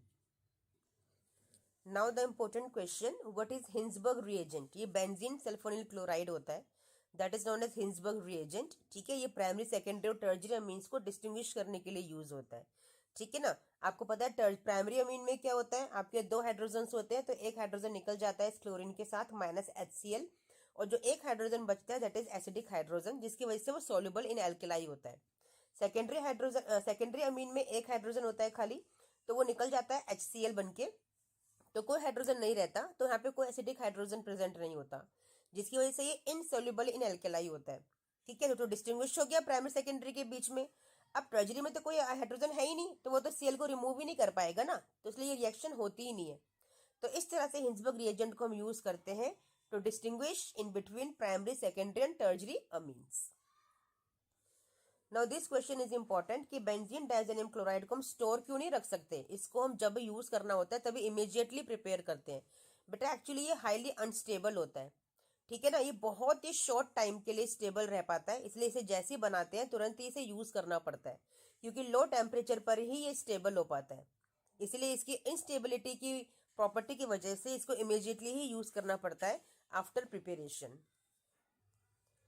Now why is aniline soluble in aqueous hydrochloric acid. क्यों सोल्यूबल होता है एनिलीन बेटा, क्योंकि जो आपका ये बनता है ना एनिलीनियम क्लोराइड, इसकी वजह से सोल्यूबल होता है, क्योंकि यही आपकी सोल्यूबिलिटी को क्रिएट करता है इन एक्वस हाइड्रोक्लोरिक एसिड। अब देखो ये कन्वर्जन एग्जाम में बहुत आता है, टॉल्विन को पैराटॉल्विडिन में कन्वर्ट करने के लिए। तो सिंपल है, आपको पैराटॉल्विडिन मतलब है कि नाइट्रो ग्रुप, ठीक है ना। तो आपको सिंपल नाइट्रेशन क्रिएट करना है यहाँ पे और आपका रिएक्शन हो जाएगा, ठीक है। उसके बाद क्या करोगे आप, आयरन HCl की प्रेजेंस में रिएक्शन करा दो, आपके यहाँ पे NH2 ग्रुप आ जाएगा, तो बन गया आपका पैराटॉल्विडिन। अब देखो ऐसे क्वेश्चन एग्जाम में बहुत आते हैं कि इस तरह से रिएक्शन आपको दे रखी होती है, आपको रिएजेंट को प्रेडिक्ट करना होता है। तो देखो आपको ये दे रखा है, ठीक है ना। अब देखो स्टेनस क्लोराइड की प्रेजेंस में रिएक्शन अगर कराओगे तो आपका क्या बन जाएगा, पैराटॉल्विडिन, ठीक है। फिर आपको पिरिडिन से रिएक्शन करानी है आपकी एसिटिक एनहाइड्राइड के साथ, तो यहाँ पे क्या आ जाएगा, NHCOCH3 ग्रुप आ गया। फिर नाइट्रेशन अब जब कराओगे तो यहाँ पे मेटापेनाइट्रो आ जाएगा, क्योंकि CO ग्रुप है तो मेटापेनाइट्रो आपका आने वाला है, ठीक है ना। अब देखो आप हाइड्रोलिसिस करवाओगे तो हाइड्रोलिसिस पे क्या होगा, जो आपका NHCOCH3 ग्रुप है ये NH2 में कन्वर्ट हो जाएगा। फिर आपने सोडियम नाइट्राइट प्लस HCl जब ऐड किया तो NH2 ग्रुप यानी कि जो एनिलीन का जो NH2 ग्रुप होता है वो हो जाएगा डाइअजोनियम क्लोराइड में बन जाएगा। फिर आपने कराया रिडक्शन H3PO2 वाटर की प्रेजेंस में, तो आपका ये ग्रुप रिमूव हो गया, तो बन गया आपका मेटानाइट्रो टॉल्विन, ठीक है। आज हम लोग कर रहे हैं चैप्टर नंबर 10 बायोमोलिक्यूल्स के एनसीईआरटी एग्जाम्पलर के मोस्ट इंपॉर्टेंट क्वेश्चंस जो बोर्ड एग्जाम में आने के चांसेस हैं।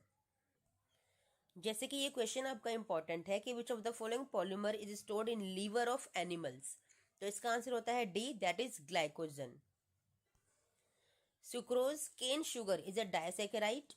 One molecule of sucrose on hydrolysis give, क्या देता है आपको? One molecule of glucose and one molecule of fructose. ये रिएक्शन है आपकी बहुत important. This question is important.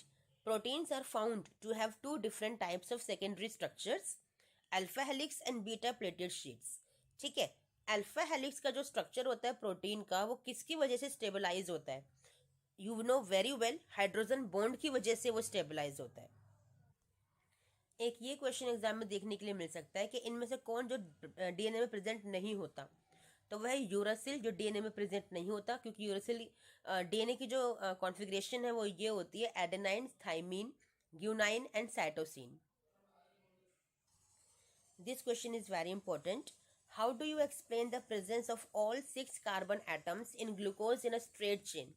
ये ग्लूकोज में सारे 6 कार्बन स्ट्रेट चेन में होते हैं, कैसे उसको आप बताते हो? Reaction with hydrogen iodide. ठीक है, वही बताता है आपको कि ग्लूकोज में जो भी 6 कार्बन्स हैं वो सभी के सभी आपके स्ट्रेट चेन में अरेंज्ड हैं।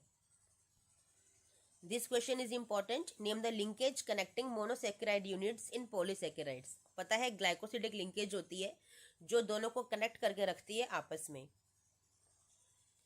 This question is also important कि under what conditions glucose is converted to gluconic acid and saccharide acid.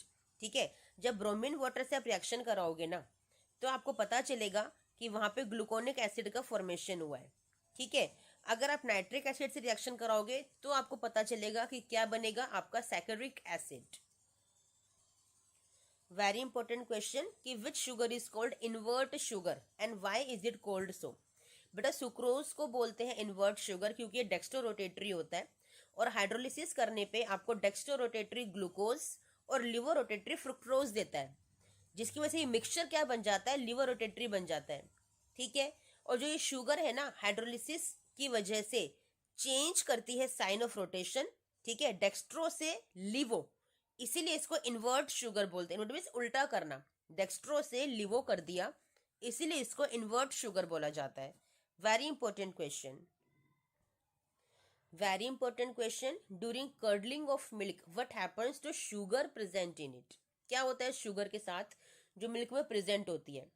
बेटा जब कर्डलिंग ऑफ मिल्क होती है ना, ये होती है फॉर्मेशन ऑफ लैक्टिक एसिड की वजह से, जो कि बैक्टीरिया प्रेजेंट होते हैं मिल्क के अंदर। ठीक है, it is an example of denaturation of protein, you all know. यानी कि प्रोटीन में फिजिकल या केमिकल चेंजेस आते हैं, that is denaturation of protein. ठीक है, अब इस वजह से क्या होता है कि हाइड्रोजन बॉन्ड जो प्रेजेंट होते हैं ना मिल्क के अंदर, वो डिस्टर्ब हो जाते हैं, जिसकी वजह से ग्लोब्यूल्स अनफोल्ड हो जाते हैं, हेलिक्स अनकॉइल हो जाता है, और प्रोटीन अपनी बायोलॉजिकल एक्टिविटी को, बायोलॉजिकल जो उसकी मतलब जो उसकी पहचान है वो उसको लॉस कर देता है। इस वजह से जो आपका कर्डलिंग ऑफ मिल्क जब हो रहा होता है ना, तो इस तरह से शुगर में जो प्रेजेंट शुगर है उसमें चेंजेस आते हैं। ठीक है, नाउ बड़ा इंपॉर्टेंट क्वेश्चन है कि 5OH ग्रुप प्रेजेंट है ग्लूकोज में, आप किस रिएक्शन से इसको बताते हो? इसे बताते हो एसिटिक एनहाइड्राइड की वजह से, क्योंकि यहाँ पे 5 पेंटा एसिटेट आपके बनते हैं, जो बताता है आपको कि यहाँ पे 5OH यानी कि 5 एल्कोहलिक ग्रुप्स प्रेजेंट है किसके अंदर? ग्लूकोज के स्ट्रक्चर के अंदर। अब देखो सारे क्वेश्चन वही हैं ग्लूकोज के स्ट्रक्चर को लेकर। अब कैसे पता चलेगा कि एल्डिहाइडिक ग्रुप प्रेजेंट होता है? बच्चा ब्रोमीन वाटर से रिएक्शन कराते हैं, यहाँ फर्स्ट कार्बन पे ना कार्बोक्सिलिक एसिड बन जाता है, जो बनता है सिर्फ एल्डिहाइडिक ग्रुप की वजह से, तो इसी रिएक्शन से पता चलता है। Very important question, what is glycosidic linkage? बेटा ये वो लिंकेज होती है जो दो आपके मोनोसेक्राइड यूनिट्स को अटैच करती है, ठीक है, एक ऑक्सीजन बॉन्ड से, that is the glycosidic linkage, जो बनती है लॉस ऑफ वाटर होने की वजह से। वेरी इंपॉर्टेंट क्वेश्चन कि जो कोएगुलेशन ऑफ एग होता है ना, वो डीनेचुरेशन ऑफ प्रोटीन का एग्जांपल है। ठीक है, तो इसमें कौन कौन से स्ट्रक्चरल चेंजेस आते हैं वो आपको एक्सप्लेन करना है। जो प्रोटीन प्रेजेंट होता है ना एग के अंदर, एग वाइट में, वो एक्चुअली में 3 डायमेंशनल स्ट्रक्चर होता है बच्चा, जिसमें एक फिजिकल या केमिकल चेंजेस आते हैं, किस वजह से, टेम्परेचर चेंज करने की वजह से, क्योंकि आपने उसे बॉईल किया है, आपने उसे हीट किया है, ठीक है। इसी को बोलते हैं डीनेचुरेशन ऑफ प्रोटीन। अब इसमें क्या होता है, जो हाइड्रोजन बॉन्ड होते हैं ना, वो सारे डिस्टर्ब्ड हो जाते हैं, जिसकी वजह से जो ग्लोब्यूल्स होते हैं वो अनफोल्ड हो जाते हैं, हेलिक्स आपका अनकॉइल हो जाता है और प्रोटीन अपने बायोलॉजिकल एक्टिविटी को लूज कर देता है। तो बच्चा यहाँ पर ये वीडियो होती है हमारी एंड, ठीक है। तो मैंने सारे चैप्टर्स के पूरे एनसीईआरटी एग्जाम्पलर के इंपॉर्टेंट क्वेश्चंस आपको बता दिए हैं। इन सारे क्वेश्चंस को कर लीजिएगा। इनके अलावा पढ़ना चाहते हो तो पढ़ लीजिएगा, दैट्स योर चॉइस, ठीक है। लेकिन ये सारे इंपॉर्टेंट क्वेश्चंस जो मैंने आपको बताए हैं, पूरे चांसेस है इनके बोर्ड एग्जाम में आपके आने की, ठीक है। चलिए बच्चे, मेरी वीडियो को लाइक शेयर सब्सक्राइब करना मत भूलिएगा, बेल आइकन को क्लिक कर दीजिएगा, जिससे मेरी इंटरेस्टिंग वीडियोस, इंपॉर्टेंट वीडियोस आपको मिलती रहे, टाइम पे आपको पता चलता रहे। मिलते हैं नेक्स्ट वीडियो में, टिल देन थैंक यू बच्चा, बाय।